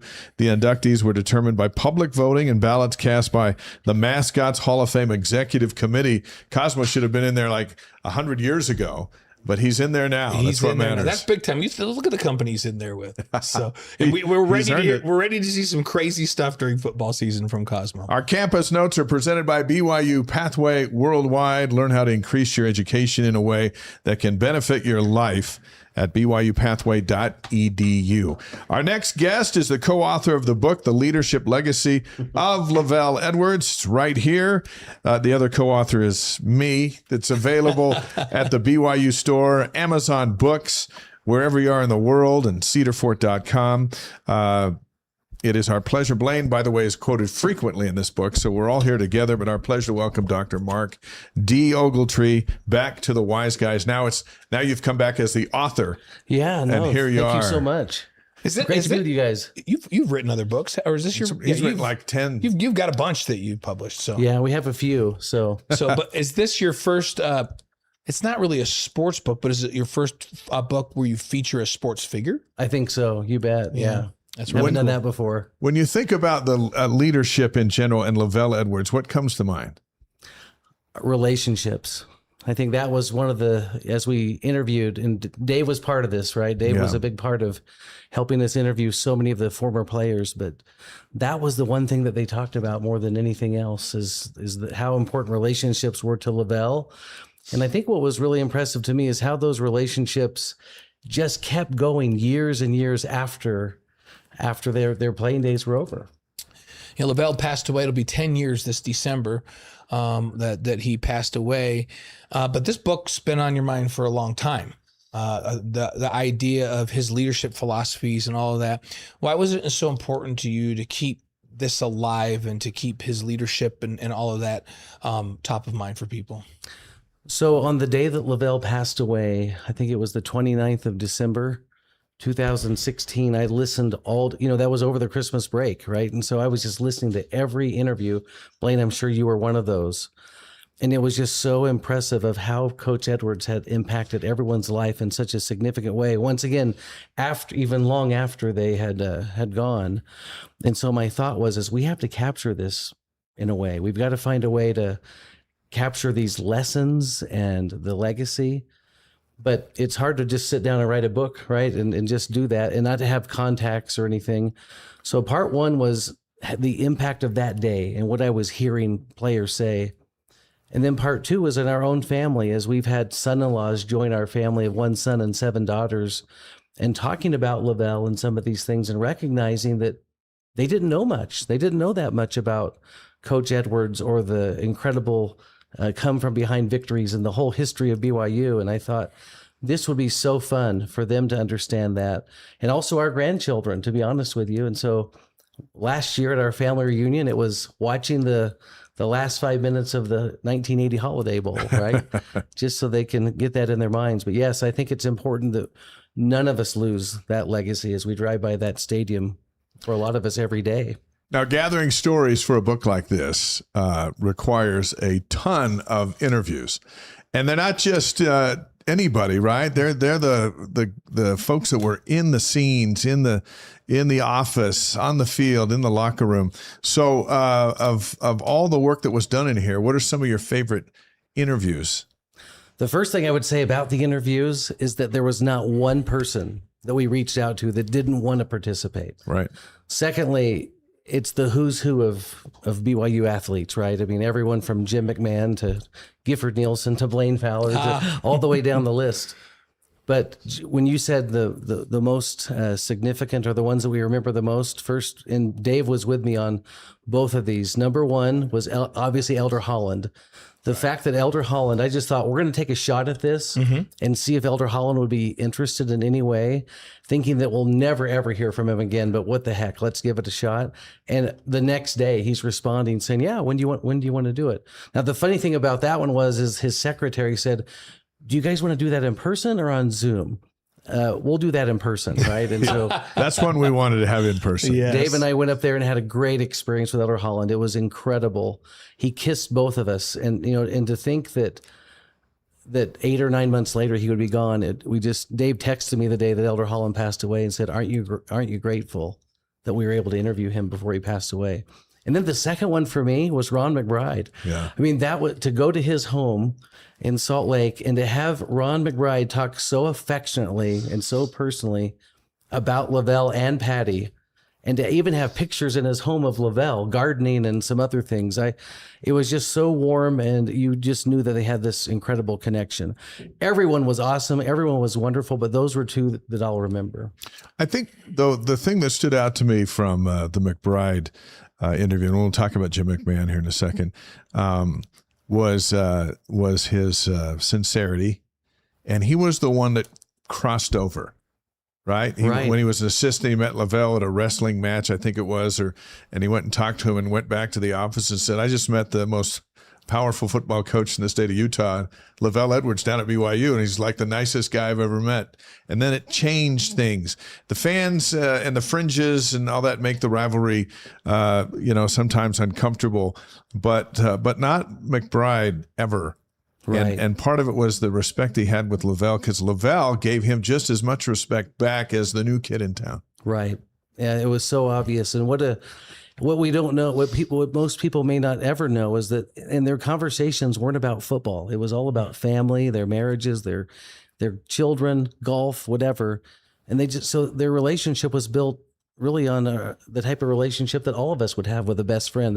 They really were like best friends. It's just incredible to think about when you think of where that rivalry is today and where it was. There's the Jim McMahon interview was a lot of fun. He was great. And talk about a sincere, humble guy, which isn't how you think of Jim McMahon when he was setting in 74 NCAA records, but that's where he is today. And we talked with Patty and Steve Young and kind of got this full story of LaVell's last hours. And Jim called and Patty answered, and you read all about that adventure in here. But Patty answered, and Jim said, "Hey Patty, I want you to tell Coach that I love him." And she said, "Well, tell him yourself." And handed the phone over, and he said, "Love you, Coach." And LaVell said, "Take care of yourself."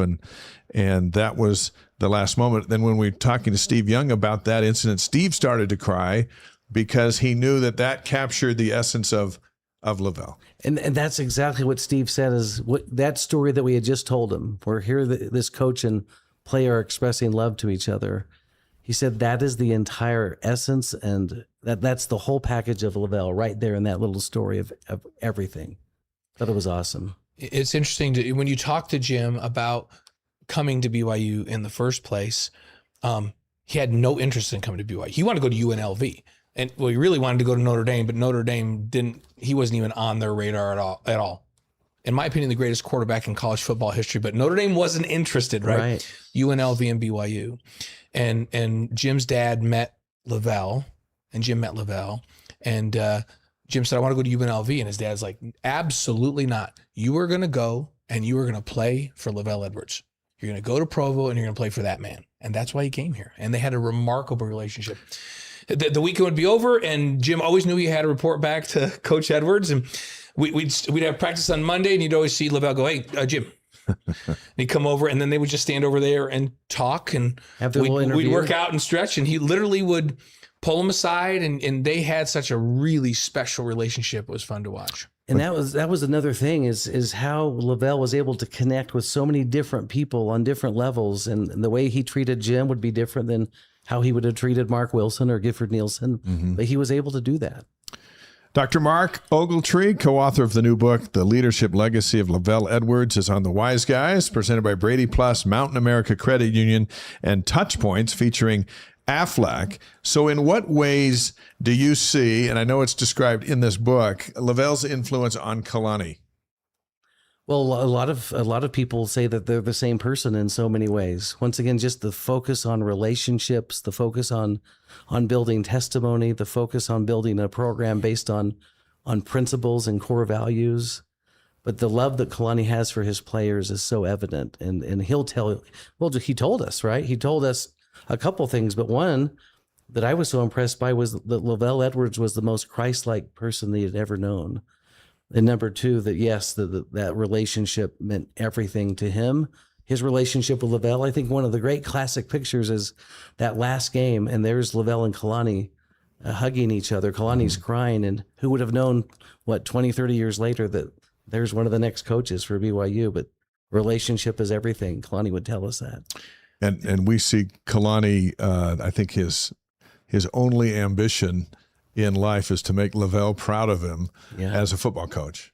And he makes no bones about it. I'm building this program based on what I learned from LaVell. I want it to be like that program. And this book, obviously, it's a leadership book, right? So it's going to talk about leadership principles. It's a football book because there's all kinds of football stories and things in this book. But as you mentioned, it's very much a relationship book. What did you learn about how LaVell valued the people in his life? And it was so significant, right? That people mattered so much. And he saw that from his father. He talked about how he noticed his dad was a great priesthood leader. A lot of people may not know that his father was a stake president for years. I don't know, Dave, how many kids did they have in the Edwards family? Like 15 or something? LaVell was somewhere in the middle. And so relationships always mattered. His coach, Sankey Dixon from Orem, what was it called? Lincoln High. Lincoln High, that's right. Yeah. From Lincoln High. He kept in touch with his whole life, and he would write notes to Sankey Dixon, like just letting him know how much he still loved him and treasured their relationship. And LaVell was always doing that. LaVell was preparing for games by going to his father-in-law's house and taking him out to eat or shaving him, or he needed care. And so he wasn't doing any of these crazy pregame things. He was building relationships after games. Where is he? He's with his family eating game day stew at their house. There was no parties. There was nothing like that. It was family, faith, and football. One thing I like about this book, and it is the treasure inside is some of the stories. It'll be familiar with everybody, that they beat SMU every single time. That story every is time told. you read it. But there's things in here about how LaVell treated people, how he grew into a leader, and all those things that you read and you go, I can do some of that. I can learn from this, and it can help me be better as a leader in my house or my office or whatever. And that's what I like about it. And most of this book was written by you. And I know that was part of your goal was, hey, look, this is a book, you're not just reading about how great LaVell was. This is a book that can help you be better. Right. And I think all of us are leaders in some way, right? We're all leaders. We're leaders in our homes. We have church responsibilities. We're hopefully leaders in the community, but the principles that LaVell was demonstrating, it was incredible to see how those principles aligned with what the gurus today in leadership are saying and talking about one-on-one relationships, innovation and creativity, humor. It's all there. It's incredible how he fits into what great leaders do.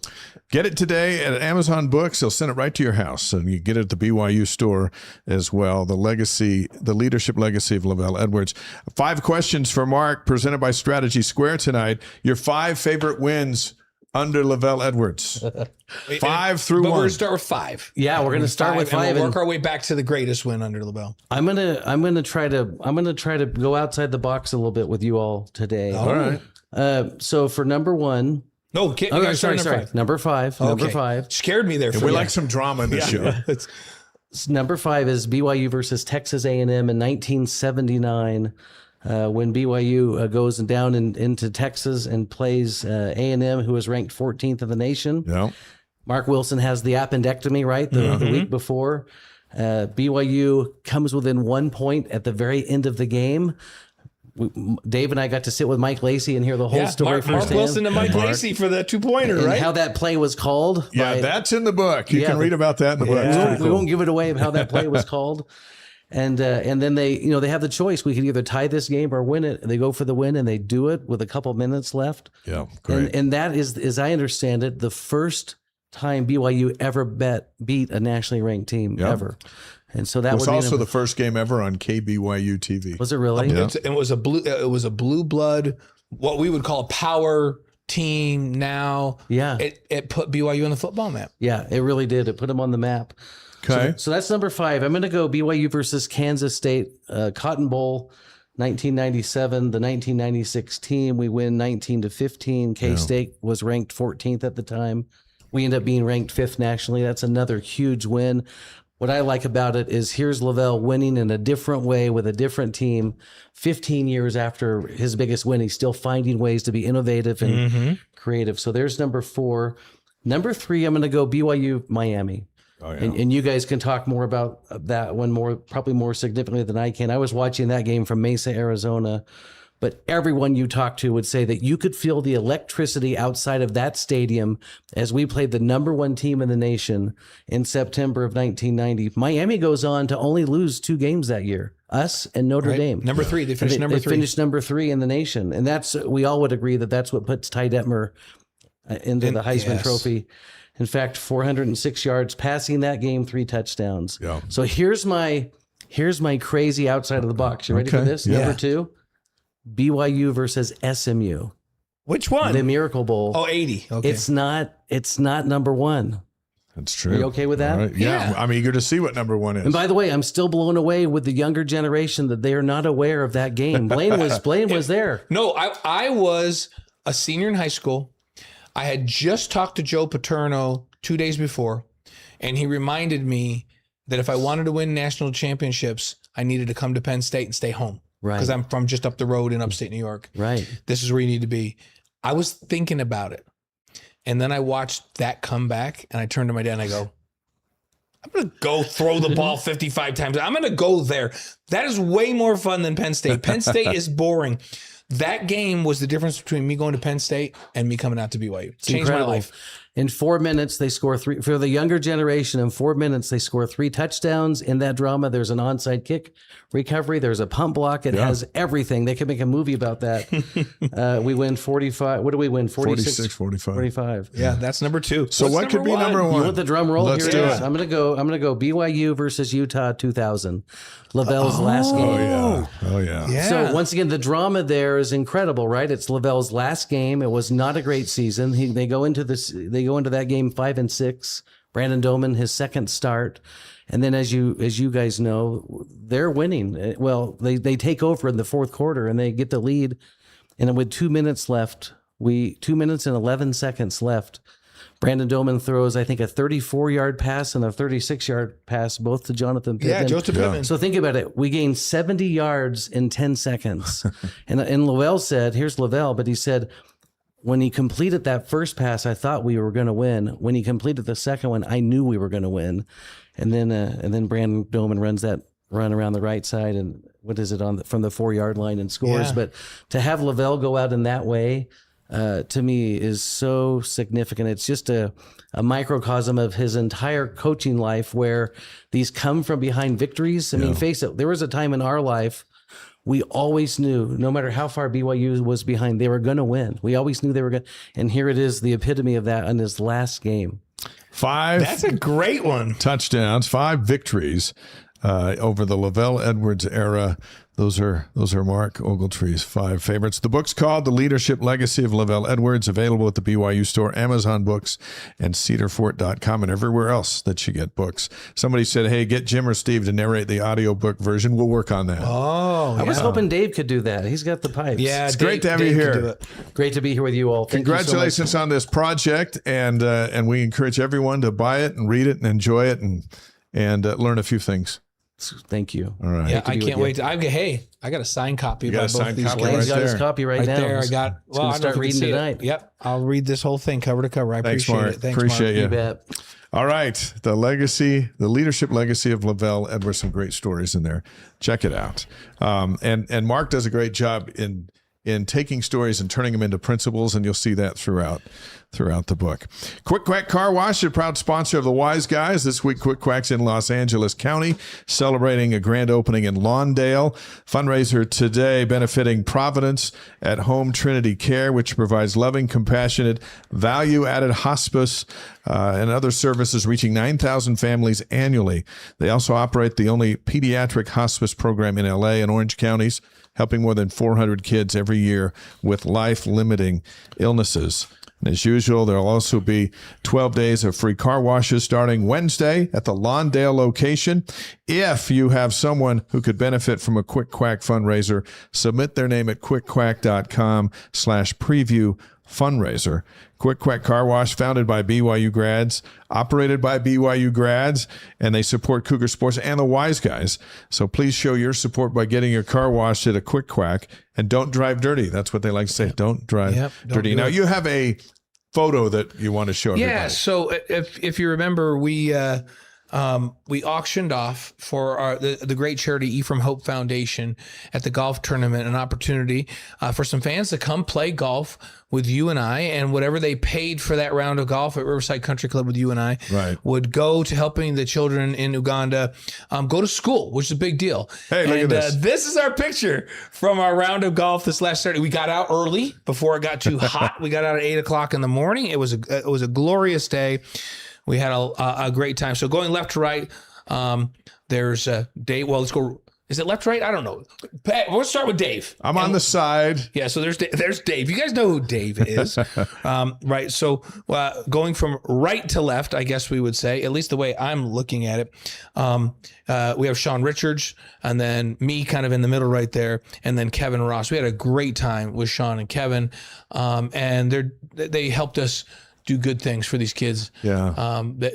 Allowing them to go to school. What a fun day we had on Saturday. The weather was perfect. Yeah. It was great. Thank you, everybody, for doing that. We look forward to next year.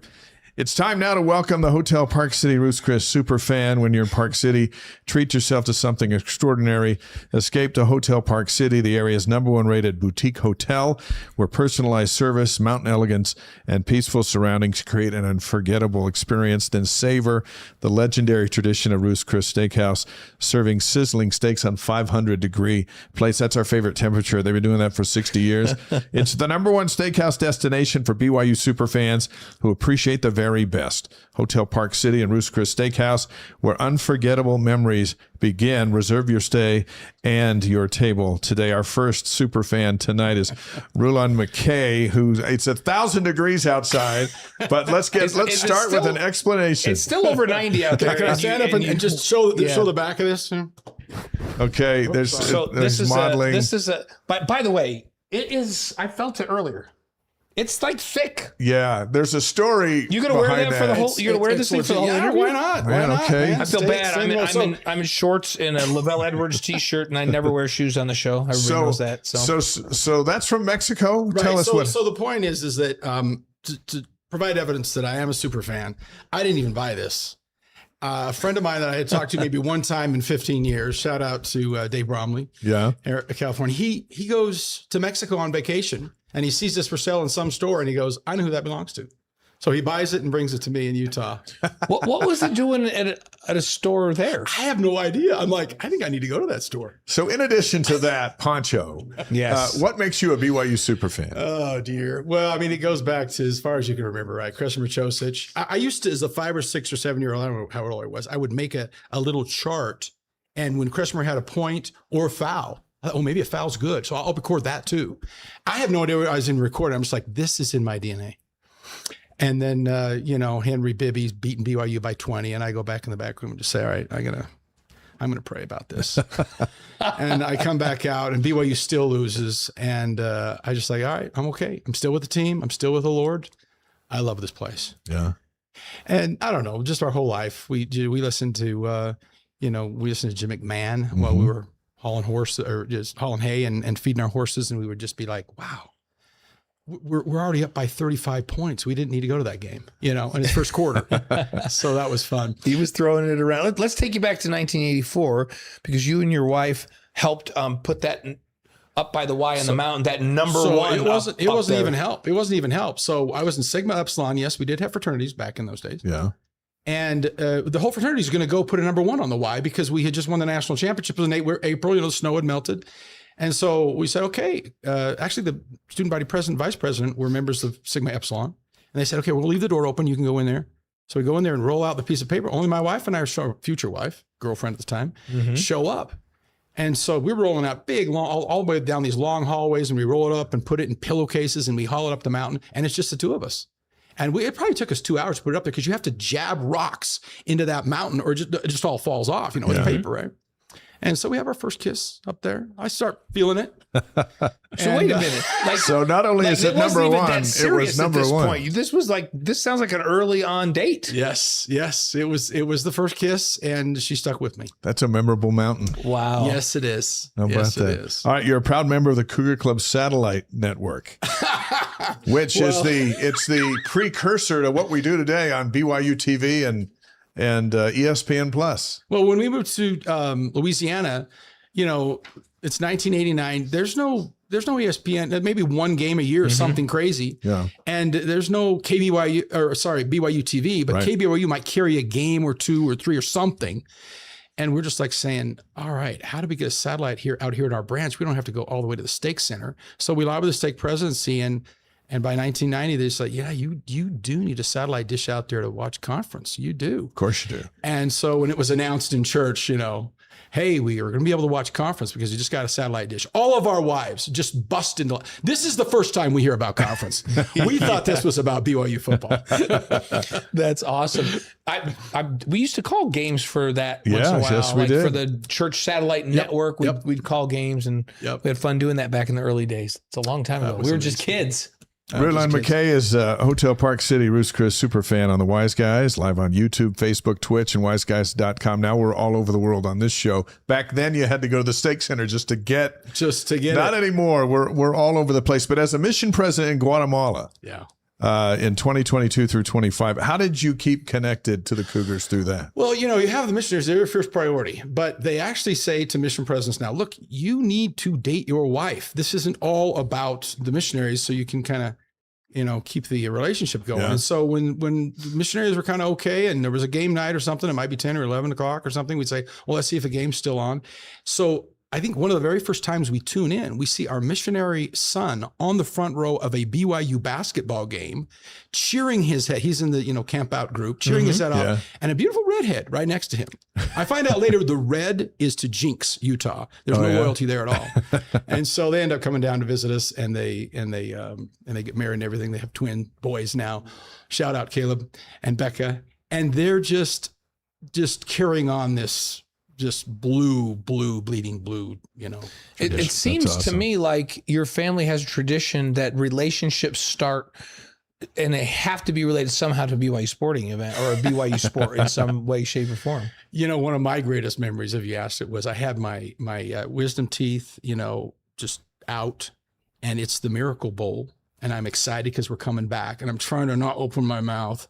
And when he caught that pass from Jim McMahon, there's blood all over the Stitches TV screen. went out. Oh my goodness! Sorry, it's like a horror movie, but for a good thing. For a great thing. But like you said, it's the family was there, and this is what we did together. I would say that game had you in stitches, but it blew the stitches out. Ruined the stitches. It sounds like you ushered in the Big 12 era in Guatemala. Yeah. So how was that to know they were going to this new league and you were down there, and how do you kept track of them though?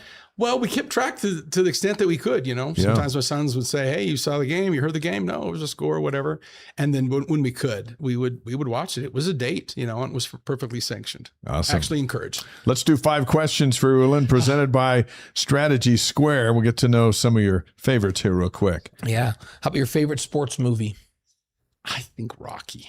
That's old school. Because it's just like you got to fight, right? Yeah, you got to fight. Yeah, that's a classic. All right. Your favorite BYU quarterback of all time?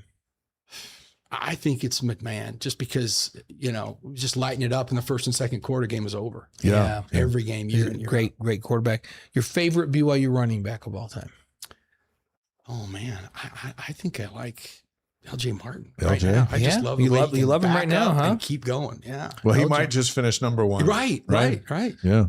How about your favorite BYU tight end? I don't know. I guess Dennis Pitta. I know we've had no time for Dennis. No, that's another show. We have time for Dennis all the time. Honestly, that's on Sports Nation. But the last time BYU had a tight end lead the team in receptions was Dennis Pitta. Yeah. So it was 61. He had 61 catches. Yeah. He could just get open no matter what. Yeah. I don't know how he did that. No. And remember, though, that was Austin went out early and then Dennis came back another year. Austin led the year before and then went out after his junior year to the NFL and became a favorite of Peyton Manning's. And then Dennis took over and was leading receiver the next year. Table was set. There you go. So how about your favorite BYU moment of all time? just because she talks about it all the time. And I love that my wife is. So it was the year after the national championship, and we're in the BYU's playing Air Force, and we're down by, was it 2 or 3 touchdowns before we started coming back? But I mean, we're down at home.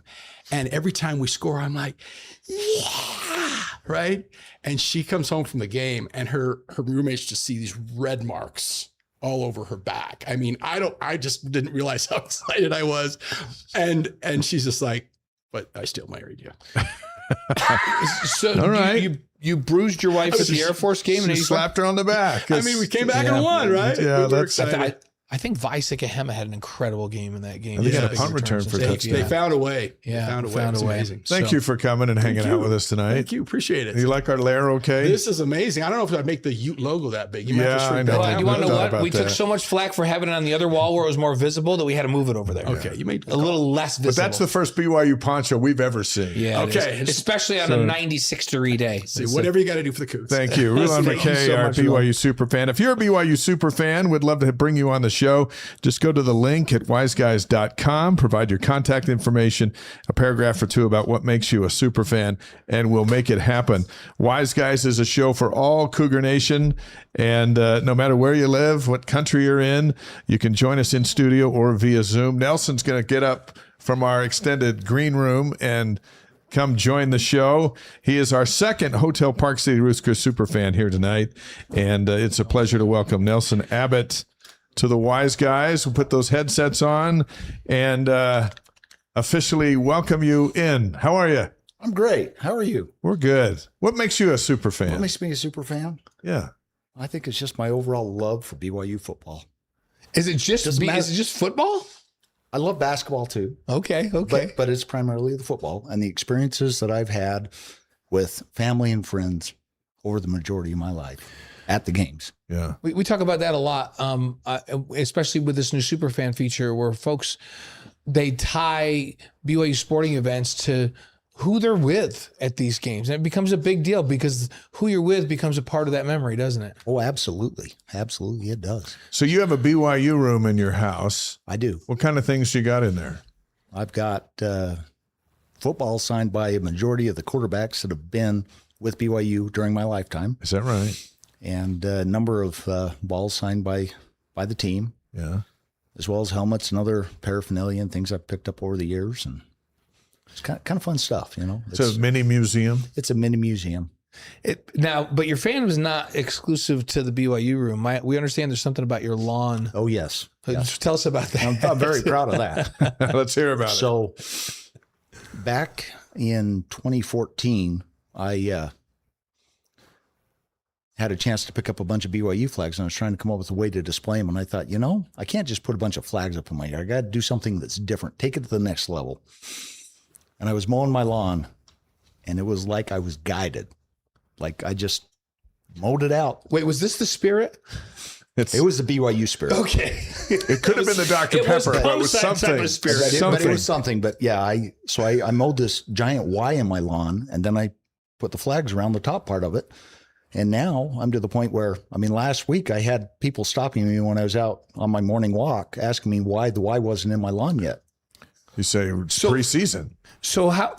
Wait. So you just mow it lower where the yes. So you mow the lawn and then you do a lower level and you mow the Y. I mow the Y right into the grass. And what time of the year? Like, how long do you do this? Usually I start the first week of August. So when camp starts? Yes. Camp starts, you bring your game. Yep. And have you noticed that property values increase when you mow the Y into the lawn? I don't know about that, but I sure love pulling up into my driveway and seeing that. Yeah. How do the neighbors feel about it? For the most part, they're on board with it. Okay. I had a neighbor that was a Ute fan, and what I told him I'd come do one in his yard. So, what do you do about the Ute fan in the neighborhood? Are you guys kind and gracious to them? Oh, absolutely. You have to be, right? I'm a BYU fan, not a Ute hater. Oh, that's good. Yeah, that is good. I find that that's the case in most cases. Yeah. So Nelson, we want to play our popular game. Where were you? All right. So we'll roll out a particular moment in BYU sports history, and then you tell us where you were when you watched it happen.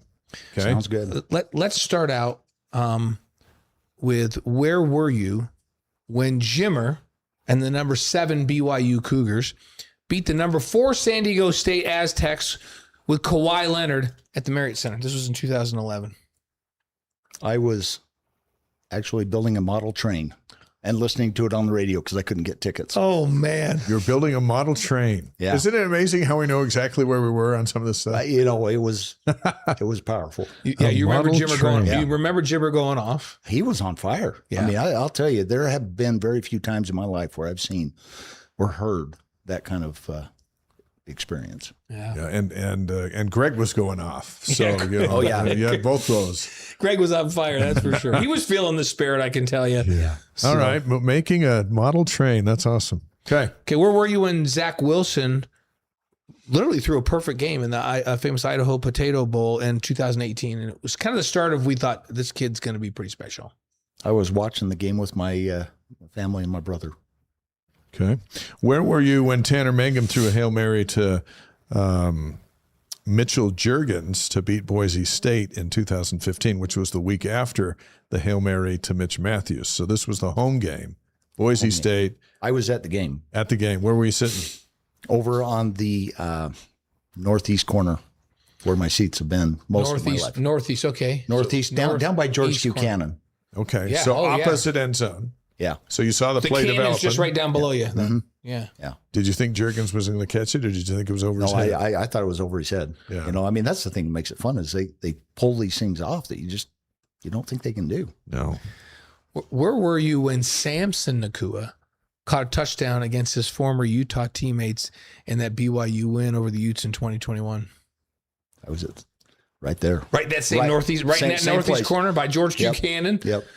And watching it. Yeah, I remember. I think Puka ran down there and could have gotten a penalty because guys came off the bench. They did get a penalty. Yeah, they did. They did. Did you care that they got the penalty? Or did you think that's great? Yeah, it's the first time two brothers ever got the same penalty in the history of BYU. That's right. It really was fun to watch the two of them feed off of each other. Yeah. I thought, how awesome is it that you've got two brothers that are out there having the time of their life together. That's All right. awesome. Here's a bonus question. So Jaron Hall throws the pick to the Arizona State linebacker. He's running down the sideline. Allgeier's going to chase him down. It's in that same year. And now from your vantage point, they're running away from you. Yes. So are you looking up at the big screen or are you looking up at the action? And how did you see that all playing out? Well, so I have two different prescriptions with my contacts, one for up close and one far away. So one I was watching the play on the field and the other was watching the screen. And I just thought, where is he going with this? And the next thing I knew, he's punching that ball out, and it is. We were doing that game, and I remember thinking, where did he just come from? How did that even happen? That might be one of the best plays I've ever seen. And then we watched the replay. Did you immediately go and say, wait a minute, how did that happen? And go back and watch then I was watch the replay over and over again. Mm-hmm. And we watched the replay, and I said, yeah, that's one of the greatest plays I've ever seen, period. Oh, it was incredible. And then afterwards on the internet where they went in and they put in the Thor hammer, lightning and all. That was fun. That was a great night in LaVell Edwards Stadium. You remember the electricity that night? That's one of my favorite things about being in the stadium is the electricity that's there. Who's, because we always talk about the people that do this with you. Do you remember who was in the stadium with you that night? Oh, yeah. The Arizona State game? So my daughter that's over here. Hey, daughter. What's her name? Her name is Maggie. Hey, Maggie. And my wife and then my son, Josh. Family. It's all about, the fandom is all about who you're with, isn't it? And family's Absolutely the best. it is. Okay, so this season, in those seats, there are 7 home games. One of them happens against is Notre Dame. Mm-hmm. They might be number 1 when they come in.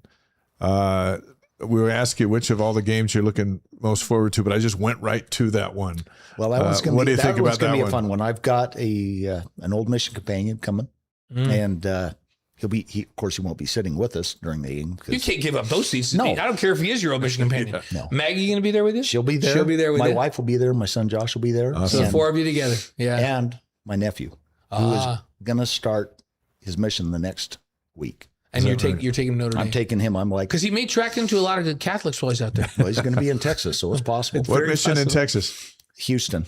I went to San Antonio a few years ago. Yeah, Giff Nielsen would be proud. Giff lived a number of years down in the Houston area. How many games are we winning this year? I'm hoping 14. 14? 14. At least 14. And they could win more than that. They could. Yeah. If they just kept going, they just keep winning. 14 would be something. I'll tell you this: if they win 14, my prediction is that their only loss will be game 15. I think you're right. I think you're onto something there. Yeah, there you go. All right. Did you get any ideas here in our lair for what you could do with your home museum? Yeah. I need a wall with You need a color wall like that's that? blue. Yeah, Because the walls are white. Right. I need a blue wall. You probably need that. Do a lot of things with it. That BYU cheer girl right there too. Actually, I had someone give me a BYU cheerleader Cabbage Patch doll. Oh yeah, that'll work. That's fantastic. They're like, you don't have one of these. You need it. That's fantastic. Thank you for coming and joining our bet. show and Thank talking you. to all of Cougar Nation tonight. And thanks for being a big fan. You bet. love I'll it. see you on the cruise. Oh, that's right. We got to do that again. What's that? That's- Year after next? That's next year. summer. Is it next Yep, year? next summer. It's next summer. This time it's the Caribbean. Were you on the one that we did this last time? And wasn't that fun? And we talked a lot about Jim McMahon tonight, and I got to spend a whole week eating dinner with my buddy and former teammate. And was he not hilarious in those panel discussions we were doing that I got to host down there? Well, those shows were My incredible. goodness, it was fun. So I'm going on the cruise just for the shows. there you go. Well, we'll be there. We'll do it again with you. Maggie, you going this time? He won't take you. Come on, Dad. You got some time to work on him. I'm taking my wife. It's our 30th wedding Okay, there you anniversary. go. Oh, yeah. There Never you mind. go. You're out. You're out. You're It's out. his anniversary. Sorry. Nelson, thank you. It's nice to welcome. meet Thank you. you. Thank you so Welcome. much. Yep. Good to have you here. Our BYU Superfans are presented by Hotel Park City and Ruth's Chris Steakhouse. Their most popular stay package includes a $150 dining credit in Ruth's Chris Steakhouse. Advanced bookings required. Just call the reservations manager at Hotel Park City at 435-940-5077. Mention the Wise Guys BYU Superfan and receive the special offers. Two great Superfans here tonight. How about Yeah, that? it's so fun. Great stories. And you know what? Again, we just reinforced what we've always talked about. Great things happen it related to these BYU sporting events, but it's always the great things that happen when you're with the people you're with, whether it's family or dear friends. The memory is even better because you're with great folks. That's how we do it. And that's what every Monday night special. That's right. You know, because we're all here together, whether you're in Kuwait or Singapore or Provo or right here in our studio. Let's fire up with On This Day on August 10th. A lot of things happen on this day. Yeah, let's start with a really big date because it was in 1776. News of the U.S. Declaration of Independence reaches London during the Revolutionary War. It probably wasn't received very well. No, there. I'm going to say they didn't like it. They're like, they got the news. They're like, what? Yeah. I got to see the highlights. And there were no highlights. No. It's just, you just get a note that was sent over on a by the ship. way, they're not part of you anymore. Yeah, they're out. Maybe the note's just, they're out. They're out. 1846, on this day, Congress establishes the Smithsonian Institute. Yeah, which is a lot great of place stuff to go in right there. now. In 1901, a White Sox player named Frank Isbell strands a record 11 teammate base runners. He had a tough day. That was a tough day. The whole team's out there and he couldn't hit How him. about an RBI? Yeah. That's the White Sox for you. 1948, ABC enters network television. That was a big day. In 1960, Psycho premieres in Los Angeles. Yeah, you know what? I never liked that show. No. Never did. It freaked me out. Yeah. 1971, on this day, Harmon Killebrew becomes the 10th player with 500 home runs. Yeah, my dad used to tell me all about Harmon Killebrew. In 1979, Michael Jackson releases his Off the Wall album. You know, we all listen to it. It's on the radio all the time. There was a period of time there when Michael Jackson was the most recognizable person on the planet Earth. 1984, on this day, Michael Jordan and the Dream Team beat Spain to win the gold at the LA Olympics. Big time. Let's talk about August 10th birthday, shall we? Yeah. In 1814, Henry Nestle was born on this day. Nestle, huh? Yeah, Nestle's food, Nestle's chocolate. Nestle's chocolate. Yeah, he came down here with a mission. Yeah, he did. I think their hot chocolate's pretty It darn made the good. world a better place.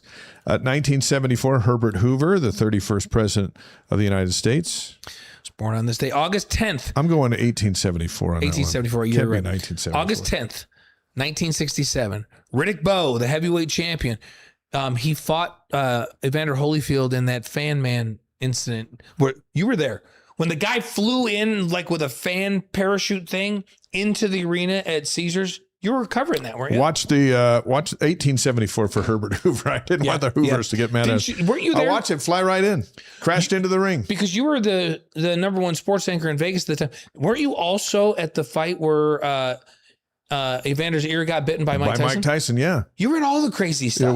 It was a crazy place. Yeah, crazy. But yeah, the fan man came in, and Riddick Bowe and Evander Holyfield they were fighting, and all of a sudden there's something going on, and one fighter stopped, and then the other fighter, and they're just standing there, and there's a guy dangling from the HBO lights because his parachute got caught. He didn't make it into the actual rink. No, and then when they cut him down, then the guys there in the front row, they beat the living crap out of him. Yeah, exactly. So that's because they thought maybe it was an attack on, I don't know who was over It's a there. fight within the fight. But you were there and you witnessed it in person. So I remember you telling me that story. Riddick Bowe was born on this day. 1997, Kylie Jenner. Okay. By the way, she's famous for being famous. Right. Right. And her net worth now is $700 million. What in the world? I don't know. Why can't we get famous for being famous? I don't know. 700 million. I would be so kind with $700 million. Yeah, you would be. I'd still be your best friend if yes, you had $700 million. August 10th deaths, 30 BC. We're going old school for Cleopatra. Yeah, she was something back in the day. Something before television. 30 BC. In 1945, Robert Goddard, he pioneered rockets. Yeah, Robert Goddard, rocket pioneer. Yep. All the rockets still come from this company. Yep. On this day in 2007, James E. Faust, second counselor in the first presidency of the Church of Jesus Christ of Latter-day Saints, passed away. And our Wise Guys inspirational quote of the week is from President Faust, who said, "But whatever the era, whatever the times, one thing will never change. Fathers and mothers, if you have children, they must come first. You must read to your children. You must hug your children. You must love your children. Your success as a family, our success as a society depends not on what happens in the White House, but what happens inside your house." Yeah, that's awesome. President Faust. Great quote by President Faust. Wise Guys would love to connect you to the Cougar Tribe. You can sign up for free at cougartribe.com. Interact with a wide community of BYU fans all week long, not just on Monday nights with us. We have some Q&A sessions that we do each week there that you can check out from the Wise Guys. Sign up tonight at cougartribe.com. Yep. Join us there. And thanks to Jeff Hansen, who did a fantastic job of breaking down BYU's recruiting in this first week of camp. Jen Rockwood, who's scrimmaging tonight, and they open this week against UCLA. Mark Ogletree, who wrote this great book, The Leadership Legacy of LaVell Edwards, along with my buddy right here, Dave McCann. Get that one and learn about LaVell Edwards and leadership. Rulon, McKay, and Nelson Abbott are super fans this week. What a great show we had. Thanks to all of them for joining us. Next week, Brandon Doman's going to join us as we get ready for the season. A guest from BYU Pathway Worldwide, a couple more super fans as we march closer to kickoff. Here's where you can find us this week. We've got After Further Review tomorrow. Right. If you haven't watched Sports Nation yet today, go ahead, because I was on Sports Nation today. You went today? Yeah, I was today. AFR on BYU TV app and ESPN Plus tomorrow night at 5 Mountain Time, and then it's there the whole rest of the week. Yeah, and you're of course on AFR with me, but you've got Sports Nation where you're hosting Tuesday, Thursday, and Friday. Yeah, you're kind of manning the ship this week, and then you're in the Desert News all week with great articles. And this new book that you can buy. That's right. At Amazon Books. Wise Guys, our title sponsors are Brady Plus, Supplies Plus Support Coast to Coast. Learn about the company and what they're doing in your community at bradyplus.com. Mountain America Credit Union, empowering dreams for over 80 years. Find out what they can do to help you reach your goals at macu.com. By Touchpoints, featuring Aflac, the Touchpoints text platform can enhance your company's communication. See how they can do it at touchpointspro.com. Plus, let Aflac save you money on insurance. Click on the link in the chat and in the show notes for a free consultation. Our Re-Lyte Athlete of the Week is presented by Redmond. The secret is in the salt. Learn what it can do for you at redmond.com. Re-Lyte refuels the athletes you cheer for. Let Re-Lyte refuel you too. The BYU Superfan is presented by Hotel Park City and Ruth's Chris Steakhouse. Book your getaway and your reservation today. We love those companies. They allow us to do the show for you for free and all over the world. That's right. So check them out. They're good. They're good folks, and they all have great BYU ties. Yeah, they do. AFR tomorrow. We'll see you there. We'll see you next Monday here for an all-new Wise Guys. Every time you see us on a Monday, we're just that much closer to seeing us at LaVell Edwards Stadium on opening night. It's coming. It's close. Have a great week.